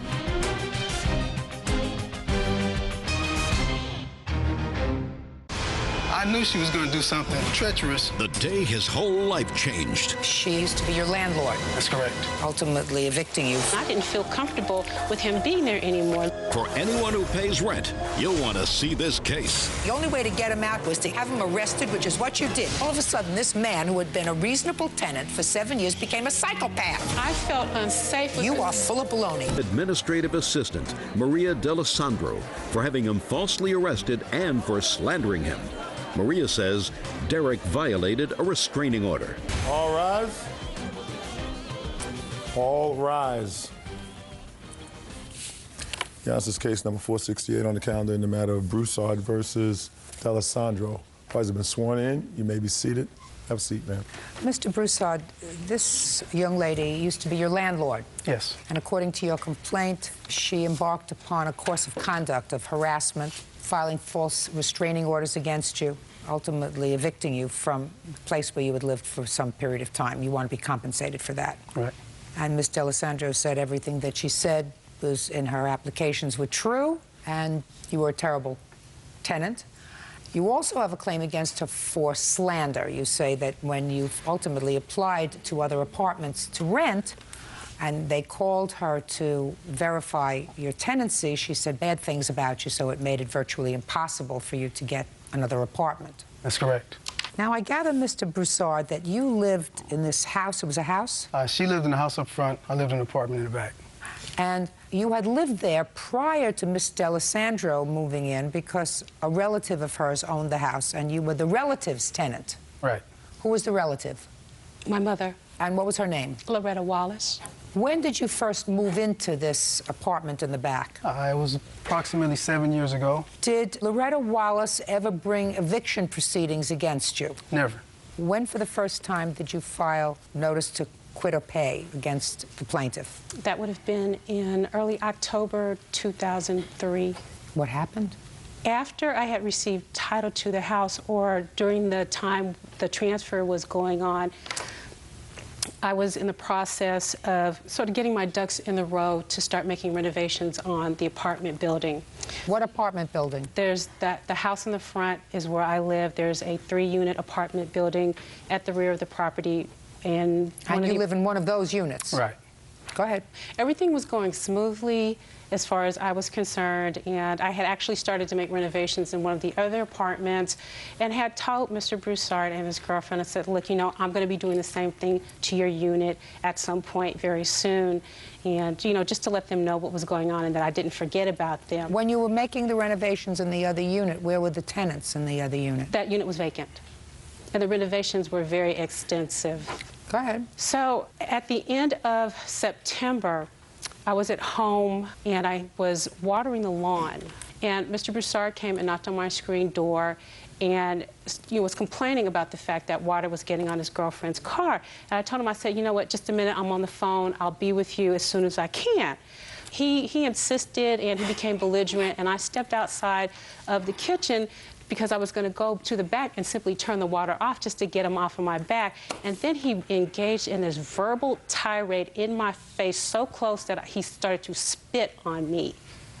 And it was at that time, it was like, okay, you know what, that's it. You know, I had to do what I felt I needed to do in order to ensure my personal safety, because I was living on the property at the same time, and I didn't feel comfortable with him being there anymore, let alone the fact that he and his girlfriend were going to have to move anyway, because I was going to have to gut the unit to renovate it. Got it? Got it. I didn't have any problems with them, and neither Let me did my ask you this mother. question, sir. You want to give me your version of what happened? Yes, I do, ma'am. On that date in Part October? of that was true. She did have the sprinklers up real high. And she was home. I went and knocked on the door. I said, Maria, you're soaking our cars. And she looked at me and she said, well, you should have moved them, and slammed the door in my face. And I was shocked. I guess I was holding the screen door, and I must have closed it too hard. And I really upset her. Next thing I know, she comes flying out the door, getting in my face. Now, she's a woman challenging me as if she's a man. We exchanged a few words, a few unpleasantries. I won't lie about that. But I never put my hands on her, and I called myself, so you know what? Let me get away from her before she says I did something to her, before somebody sees me arguing with a woman. As I'm walking away, her boyfriend comes flying up, and I'm walking away going to my house. He comes and gets in my face, and he says, well, basically, Derek, you and Denise have to move. I said, who are you? He said, that's my girlfriend. Would you stand up straight, please? I said, well, this doesn't concern you. I said, I can stay here as long as I want to. You don't have anything to do with this property or this matter. I said, get out of my face. So I turned and I walked in the house. And me knowing her, the type of person she is, I knew she was going to do something treacherous, you know, by the 1st of the month. We decided we're going to make sure this rent is due exactly on the 1st. I don't want any funny business with her. Well, we paid our rent on the 1st. She accepted the rent. I have a canceled check. I have a receipt. Can I see it, please? Mr. Alessandro, did you speak to an attorney before you decided that Mr. Broussard and his girlfriend were going to have to move so that you can do renovations? Yes, I did, ma'am. And did the attorney tell you that you can't have them move just because you decided to do renovations on their unit? No, he did not. He should have. Well, and that was He should have. Ma'am, that was not the reason why I proceeded with the eviction proceedings against Mr. Broussard. Just no, a second. it was not. Oh, yeah, it was. No, it was not. The coincidence of you renovating one apartment and then saying to me a moment ago, and he was going to have to move anyway because I was going to totally gut his apartment. Oh, no, he wasn't. I'm sorry, ma'am. Oh, no, he wasn't. Not the reason why I filed for eviction against him. That's the exact reason, because that's what the lawyer probably told you. No, he did not There has tell to me be that. a reason for you. Ms. D'Alessandro, I want to tell you something. You think you're smarter than I am? I do You not, are ma'am. not. You are not. And I've been a judge for a very long time, and things usually happen in a rhythm. And let me explain the rhythm to you that is factual. Fact is, he lived there since 1997. Fact is, between 1997 and 2003, neither you nor your mother before you had occasion to file any kind of charges against Mr. Broussard or his girlfriend. Fact. The same month, according to you, that the title passed to you in the house, you decided to get your ducks in the water and remodel the unit behind the house. And according to you, he came and got in your face on that day, and you decided you had to do something to get him out because he was going to, according to you, quote, a moment ago, he was going to have to move anyway because I was going to gut the apartment. That's what you just told me. Those are the objective facts. And what you would have me believe is that all of a sudden this man who had been a reasonable tenant for 7 years became a psychopath. Judge Judy continues in a moment. You just said to me the reason I gave him the notice to leave was because I felt unsafe. Well, what is it? Rent or unsafe? Think hard. Think hard. Rent, unsafe. And later today, I was pushed to the ground like this. I felt feet kicking my head and my neck. And when the cops arrived, what happened, sir? They cuffed me for drinking and being underage. He was drunk. real cases, real people. Judge Judy. Derek Broussard says former landlord Maria D'Alessandro had him falsely arrested for violating a restraining order. Derek also says after he moved out, Maria slandered him to potential landlords. On October 1st, he gave you a check It's dated September 30th. Yes. I have a receipt for it. Yes, Did you ma'am. file a notice to quit because he had not paid rent? No, I was advised to file the 3-day as well as the 60-day based on the fact that Mr. Broussard was habitually late in paying his rent over a period of time. Just a second. So what you're telling me is that you filed a notice for him to vacate the premises, not because he was late in October, because he wasn't late in October because he paid you the rent on time. Right.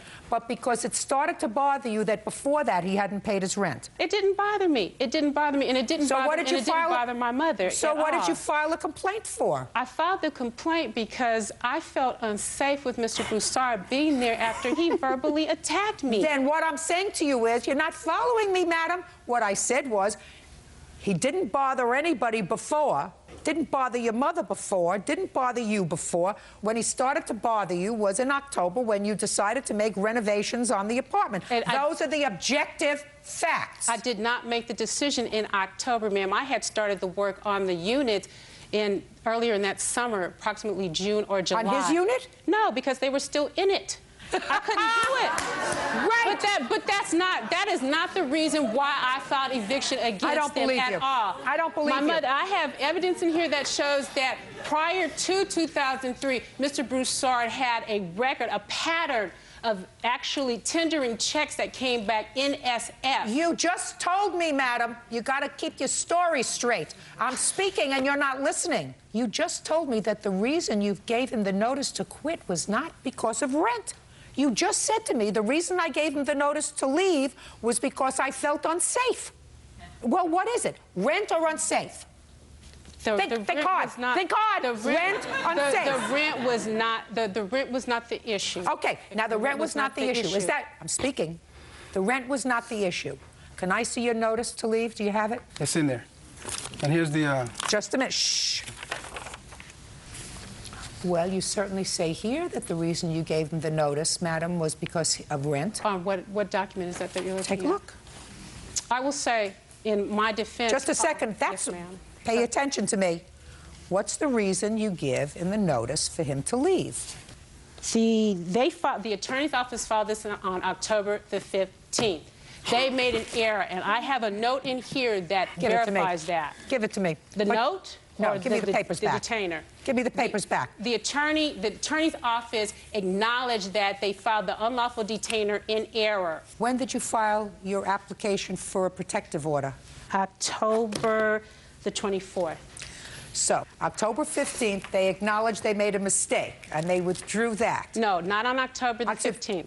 Well, they did not acknowledge that they made the mistake. I did not know that the unlawful detainer had been filed until the morning of October the 21st, and I have a copy of that paper in here. Oh, okay. Now, on October the 21st, when I called the attorney's office to say, what are you doing? I called you on October the 2nd to tell you that they had paid their rent in full and to remove the 3-day and maintain the 60-day. So you told them that on the 21st of October? That was the only time I knew that the unlawful detainer had been filed. Listen to me carefully. So now we get to this objective data. The objective fact is that on the 21st, because you knew that you couldn't get them out because they had in fact paid their rent, right? That's not... 3 days later, you filed a protection order against them. Now let me see the allegations on which you based the protective order. Let me see it. Here's a restraining order. Is that what you're asking I for? want to see the underlying allegations where she filed for a protective order. Underlying allegations. Can I see it, please? Description of the conduct. October 2nd, defendant observed plaintiff banging loudly on her back door, garbage left in the area surrounding plaintiff's residence, and the defendant observed burning rubber in the driveway. October 3rd, he called you a name. October 17th, broken beer bottles left in front of her garage.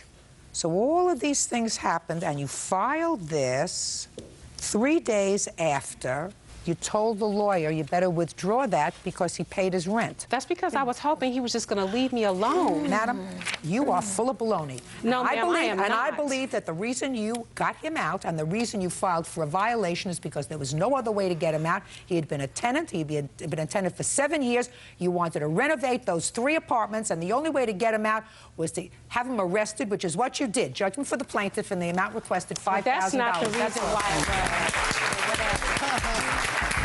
Thank you, Good, congratulations. You got your money. All right, excuse me. Step out. Judge Judy. Good, you got you some money now. I was trying to get over it, but something inside of me told me don't let her get away with this. It's breaking beer bottles. Okay, so what? I cleaned it up. 38 years, been a law-abiding citizen, and for her just to say, take him away, like I'm a piece of meat. It's a lot more pleasant place to live now. She's had ex-boyfriends vandalize her property, so she felt like she could blame it all on me. He can move on. I've moved on. Oh, man, I'm so happy. I love Judge Judy. And now the next case.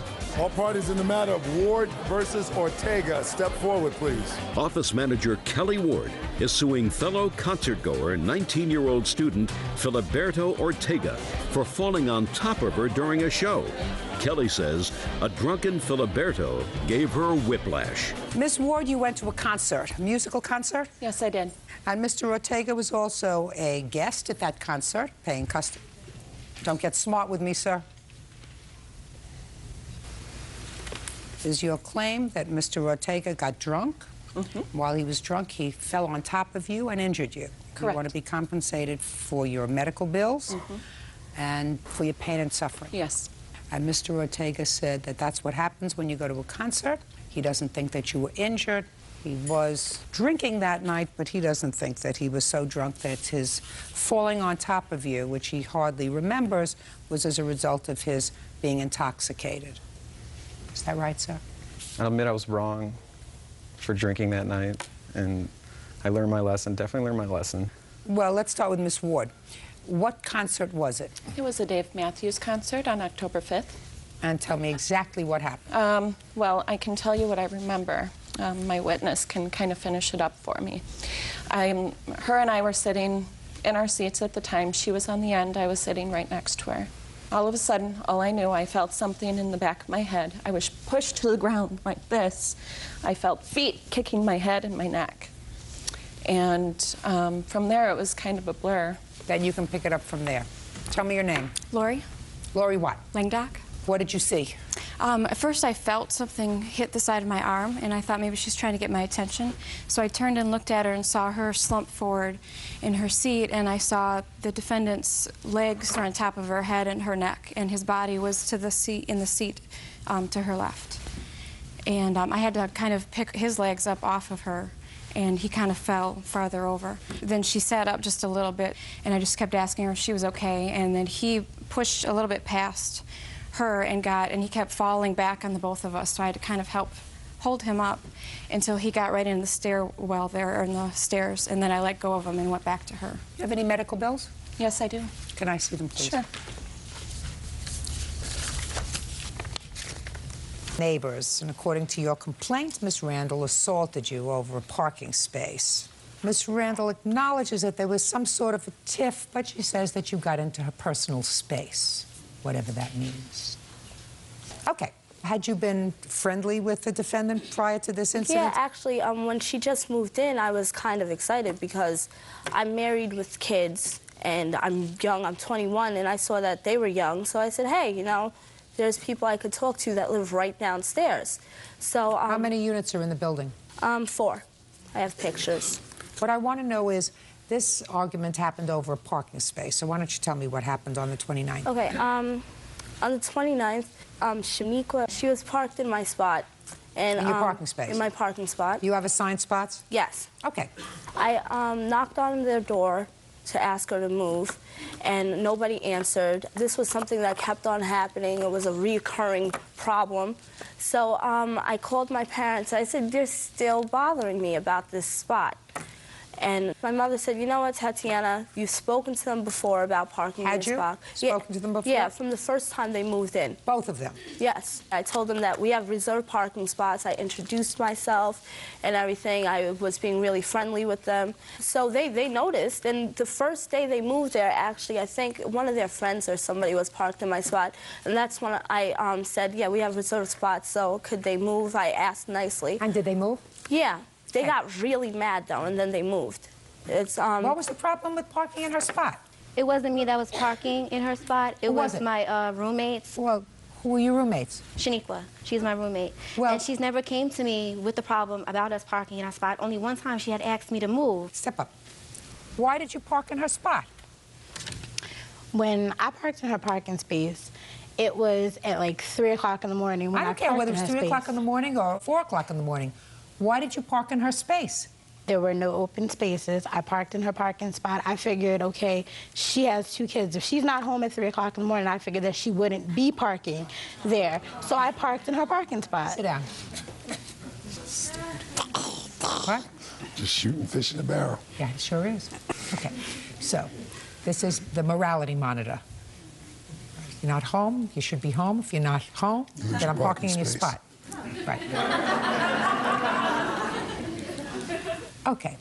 So they were parked in your spot again. You called your parents, and you told your parents, and evidently one of your parents called the police, and the car was towed. No, I actually called the police. What happened? The police came over. My dad came over first, and then I said, Dad, could you come there with me? Because I didn't want to start anything. Because I've never been in a fight before. I'm not a fighting person. Okay. So my dad came over. We knocked on their door. That was the second time. They were home, and Shaniqua was in my spot. And we were knocking on the door, but nobody answered the door. The cops came. I have this report also. Can I see the police report? The cops came, and they banged on the door for a while. Nobody answered the door. So after everybody left, because they said, okay, obviously they're not answering the door, and you can't legally have the car towed. So they said all we could do is just ask them not to park there again, and then they'll give them a violation or something. So then after they left, about 2 hours later, I said, you know what, let me go back downstairs and I'll see if somebody opens the door. So I knocked on the door, and that's when Shaniqua opened the door. And I said, what's up with you in my spot? I said, you guys keep on parking there. You know, and I've asked you numerous times not to park there. So I was talking to her for a little while, and I said, so can you please move your car? And they say the same thing all the time. I'll move in a little bit. I'll move in a little bit. I'm going to work anyway. And I said, you know, don't park there. There's other parking spots. Why park there? Then she said, well, you weren't home anyway, so I saw it was free. I said, no, listen, it's my parking spot. It's reserved, so it's never free for you. So then she said, well, I'm leaving. I'm going to work in a little bit anyway. Who said that to you? Which one? Shaniqua. Yeah. That one. So I said, well, listen. I said, you're in your nightgown. I said, I'll give you 10 minutes to get dressed, but after that, I'm going to call the tow company to come tow your car if you don't move. So, and I was just saying that so she could move her car and see I was serious. Perfectly reasonable. Will you get to the assault, please? Sorry, she slammed the door on my face. I went back upstairs. So a couple hours passed, and then I heard bang, bang, bang, bang, bang on my door. And I was like, what's going on? So I grabbed the phone because I don't have any friends, so nobody should be coming over my house. So I grabbed the phone, I walked downstairs. I said, I wonder who's knocking on my door. So I opened the door, and she was standing right there screaming at me, Tamika. What was she screaming? She was screaming at me saying that I disrespected her by saying that I'd have her car towed if she parked in my spot, and that she'll park there anytime she wants to, and if I do anything about it, she'll kick my butt up and down the street. She was making fun of me, yelling out profanities and everything. And she was saying, what's really good? What's really good? Come on, what's really good? That's what she was saying, trying to make me fight her, and I wasn't about to fight her. And the whole time that she was screaming at me, I was dialing the police. That's the first people I called, because I knew that if I called them, they'd come. At what point did she touch you? Oh, okay. So now I'm dialing a whole lot of people. I'm sorry. Okay, and then she said, yeah, I'll beat you up. So she's going on and on how she's going to fight me. And just then she punched me in my mouth and then pushed me into my neighbor's door, and that's when the whole fight started. Tatiana Harris says former neighbor Tamika Randall punched her in the face over a parking spot. Tamika says Tatiana asked for it. Now, why did you go to her house? Okay, I received a phone call from Shaniqua saying that Tatiana called the police. However, I was not home when the police came to my house. I was away in Pennsylvania for the weekend. Okay. So when I came home, I got the phone call from Shaniqua saying, oh, Tatiana called the police. They came to the house, and they said that we just wasn't answering the door.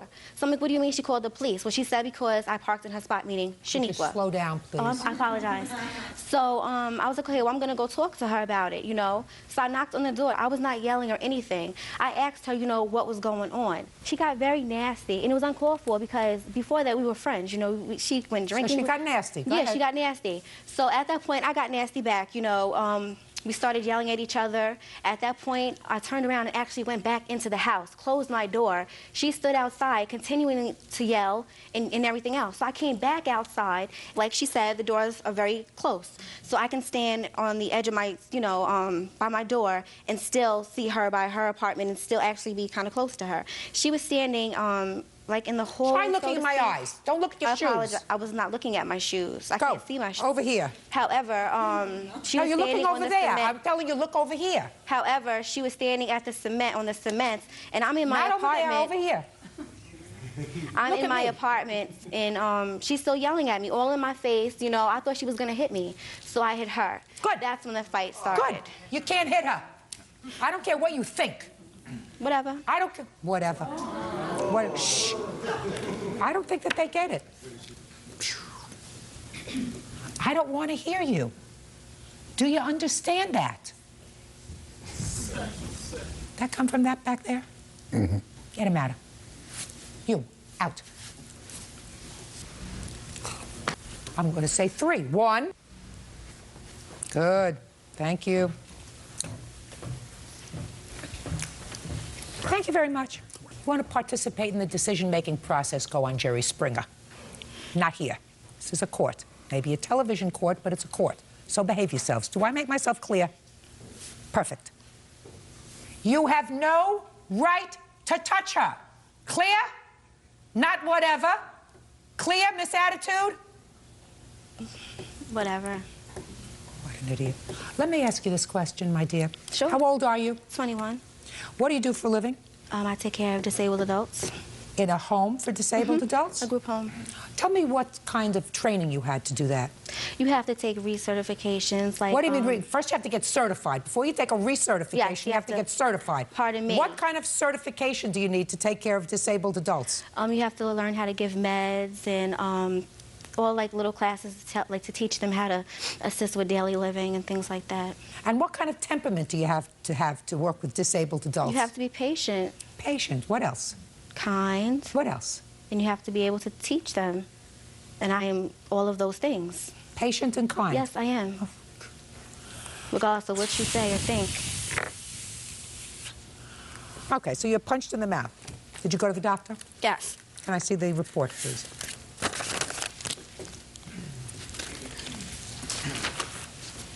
Thank you. And from that day, the 29th, that night, I went to stay with my parents. So I went with my kids and everything to my parents' house, and we stayed there until I moved into my How many other children do you apartment. have? 2. How old are they? 2 and 1. Where's their father? He's watching them. We're married. Okay, so you went with your husband to your parents' house? Yes. And your 2 children? Mm-hmm. What does that mean? Her husband was not around or even in the picture. And that's exactly why they felt that they could harass me, because he wasn't there. Let me ask you this question. Sure. Why did your roommate and or you disrespect her private space by parking in her parking space? However, it wasn't me that disrespected her. The only time I might have parked in her spot is when we first moved in with, or had trucks and stuff moving my stuff out. I mean, at that time, my car was never parked in her spot. I had no problem parking down the way to walk to my apartment. It was never an issue for me. Now, Shanique, on the other hand, I have nothing to do with that. My problem was that I felt she should have came to me. I mean, my mother co-signed for this apartment. Just a second, so you felt she should have come to you. You weren't there. No, exactly. So why not wait for me to come home? Neither was Shaniqua. That didn't stop her from calling the cops. Oh, she was there. She was home after the fact. She was there. She was there. After the fact. She was there. Judgment for the plaintiff in the amount of $1,500. That's all. Step out. Parties are excused. They step out. It's ludicrous, but you know what? I don't mind her getting the money. She obviously needs it. Obviously, they weren't doing the right thing, because you could just tell by how they speak. They can't even talk correctly. Whatever. It's over and done with. It's not a big deal. She's really, really extremely hyper. You have nothing better to do with yourself than to call the police over a parking spot? She got in my face and punched me and hit me, and then we got into a fight over stupidness. Park in your own spot, ladies and gentlemen. Don't fight. There's no reason. And now the next case. All parties in the matter of Wilkins versus Wilkins step forward. 17-year-old student Miranda Wilkins and her mother Gail are suing Miranda's father, business owner Scott Wilkins, for the cost to fix her 2002 Chevy Cavalier. Miranda says her dad accidentally backed the car into his own vehicle. What's your first name? Miranda. How old are you, Miranda? 17. And this is your mother? Yes. And this gentleman is your dad. Yes. Your dad was doing some work on your car and had an accident with it and put a little dent in the car. So you're suing him to fix the car. Father says he was more than willing to take care of it, to take it over to a body shop and have it fixed. You want it taken to the dealership where you bought the car so that it could be fixed by the same dealership that makes the car. Is that the idea? Yes. Yeah, all right. So I have a few questions for you, Miranda. 17-year-old Miranda Wilkins says her father, Scott Wilkins, backed her car into his own vehicle. How long are your parents divorced? A year. Was it difficult for you? No. You live with your mother? Yes. What kind of a car do you have? A 2002 Cavalier. Who paid for the car? They got it out of closing money of the house. Who paid for the car? Mom and Dad. It's very nice of them. Yes. Now, Mr. Wilkins, you were doing some work on your daughter's car. What kind of work were you doing on your daughter's car? I was changing her oil and rotating her tires, and I was putting brakes on. Had she asked you to do that for her? Mm-hmm. Is that right? Yes. Okay. So your father's working on your car. What happened, Mr. Wilkins? I just kind of got in a hurry, and I had a head cold, and I'd forgotten. No, you listen to me. Got to talk slowly so I can understand you, sir. I'm sorry. I got done with changing her brakes, and then I was going to test them out, and I'd forgotten that I had pulled my truck down behind it. When I backed up, I backed into my front of my truck is what happened. And how much damage was done to the car? It put a dent in the back right quarter pounder, about the size of your fist. Can I see it? You have a picture? Yes. It's kind of hard to see. It's a black car. Well, I'll take a look at it. I want to see the kind of damage that would bring a daughter to a position where she is bringing her father to court to pay for a dent There was in a car. Shh. Sorry. So far, you're not losing, right? Oh, that's... Right? Right. In a car that he bought for her. Yes. Okay, well, certainly is drivable. I'm not exactly sure where this dent is. Where is it? Back here someplace? It's in front of the tire, and then there's this scrape that's where you first pointed. In front of the tire, and then there's a scrape. Okay. Now, did you tell your daughter you would fix the car? Yes, ma'am. What did you tell her? I told her about a body shop that I knew of. I go by pretty regular, and I seen her work, but I told her I'd fix it, and we'd go by there and get an estimate. What happened? Well, first couple times I tried to get her to go over and do it. She had something to do, but then she went over by herself. I was going to meet her over there, and she just didn't like the place for some reason, just wouldn't have anything to do with it. What happened, Miranda? I just didn't like it because there's some people that's my age working on it, and I didn't want them to work on my car. You're not marrying them, my darling. Somebody's going to pull a dent out of your car with a thing that, the plunger that they put on the car. She actually went twice, and the first time the guy told her to come back, and the second time she went, they were really rude to her. Well, she's not going to bring the car there. Her father's going to bring the car there. What does she have to go over there for? Why did you go over there instead of letting your father go over there? So they could get an estimate on the car. Why didn't you let your father take it over? Because Mom told me not to let him drive my car. Why? Because the insurance, I paid for it, it's in my name and Miranda's name. So?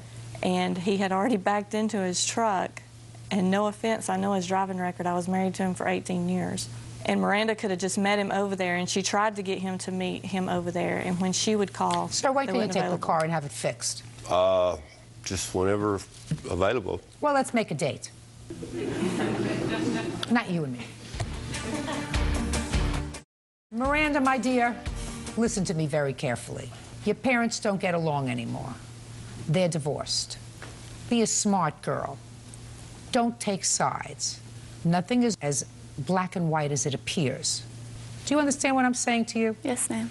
Your father may not love your mother anymore, but that doesn't mean he doesn't love you.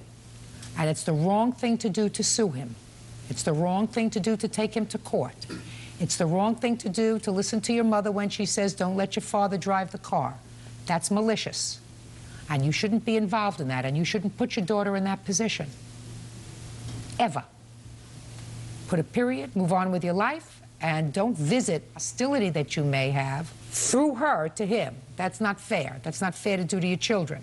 Your father's going to take the car and he's going to have it fixed where he wants to take it, because he's your parent.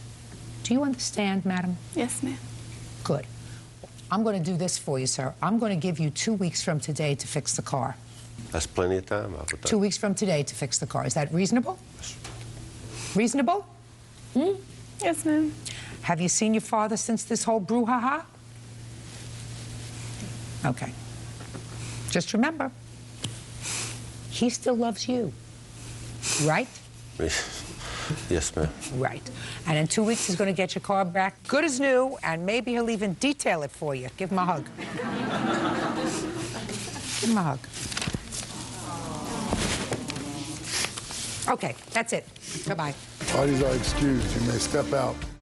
He should fix the car, and he is, and that's good. He has a date, but it should have already been done. I was going to fix the car. It's just their time frame and mine just wasn't the same. He talked to Miranda, and he just wouldn't return the calls. We should have been able to work it out by ourselves. He needs to take responsibility and have a relationship with his kid. We need that, but it's a give and take thing. I just think he needs to be around more.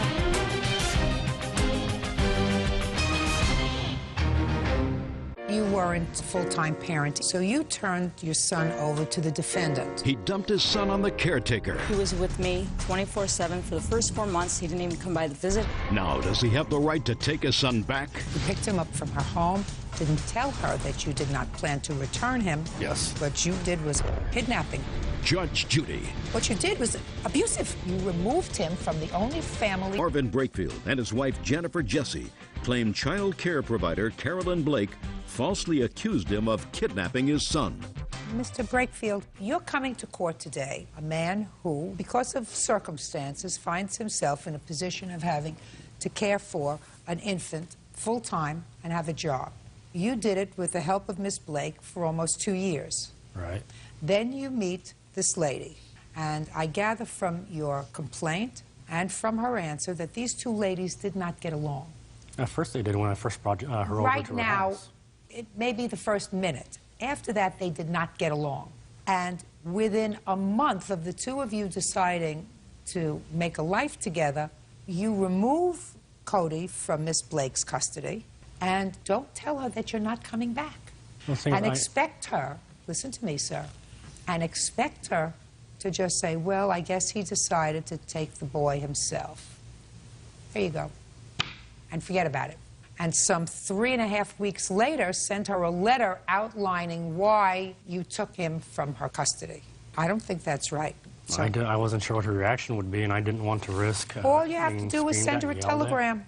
I decided to terminate your responsibilities with regard to Cody. I will not be bringing him back. After I return from vacation, I have found another daycare provider, period. I don't think it would have made a difference in her reaction. Well, you don't know, but at least you would have done the right thing. I have several harassing phone calls on my cell phone. She threatened to sue for custody of my son. The time she threatened to call CPS. She called my command on several occasions. There are times that she on several of the phone calls says, I am Cody's mother, and even has a message directly to Cody saying, this is mommy, this is your mother. It's just, anybody who's ever read this or heard the messages thinks we did the right thing by getting him out of her care. Listen to me. I don't necessarily think you did the wrong thing by deciding to resume full-time physical custody of your child. You now had a fiancé who was going to be living with you, so you were in a better position to take care of him. I don't fault you, sir, for removing Cody and deciding to take him back in your full-time charge. I fault you for the method in which you did it. You did it in a heartless fashion, very heartless. Not only heartless for her, but heartless for your son. He's a 2-year-old child. And the only maternal figure that he's known in 2 years is her. So whether you decide to take him back full-time, you sit down, you have a conversation, and you say, listen, you may like it, you may not like it, but I'm getting married, and I am going to take Cody back. We're going to make a family, the three of us, but I'd like to be able to do this in an orderly fashion. I'd like to be able to bring him to you 3 days a week, and then bring him 2 days a week, and then down to 1 day a week, and you can always visit him so that the transition for my son would be easier. Do you understand what I'm saying to you, sir? Yes, ma'am.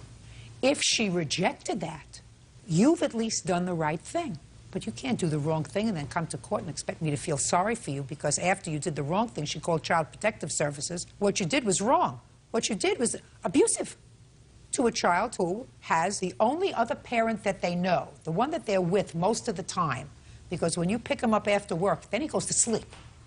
And that's those days that you're not picking him up because you're going to the gym and taking care of other personal business. right, according to you. It's part of my job. It's mandatory. It's a mandatory military regulation that you work out 3 days a week. Great! What does your 2-year-old son have to do with that? All he knows is the only person that's taking care of him is her. Yep. And what you did was precipitously and without any thought to how it was going to impact on him, you removed him from the only family that he knew without a transition. And that, as far as I'm concerned, was abusive. And that, as far as I'm concerned, deserves a call to Child Protective Services and said, what kind of person has this kind of judgment? I'm afraid for the kind of judgment that he is exercising with regard to this 2-year-old. You got my drift? I've raised some children, and I have grandchildren, and you're supposed to take the position as a parent that you're supposed to do what's best for them, the children, all the time. Now, what's best for your girlfriend, but what's best for the child. Right.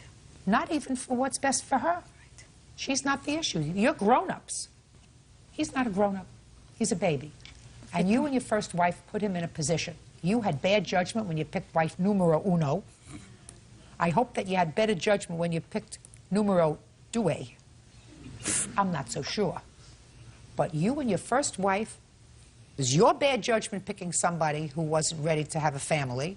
It was second poor judgment that you had a baby with somebody that wasn't ready to have a family. You find a caregiver who was given your child, who's kept him safe, fed, clean, because you didn't remove him from her custody for 2 years, so evidently her care could not have been that inadequate, sir.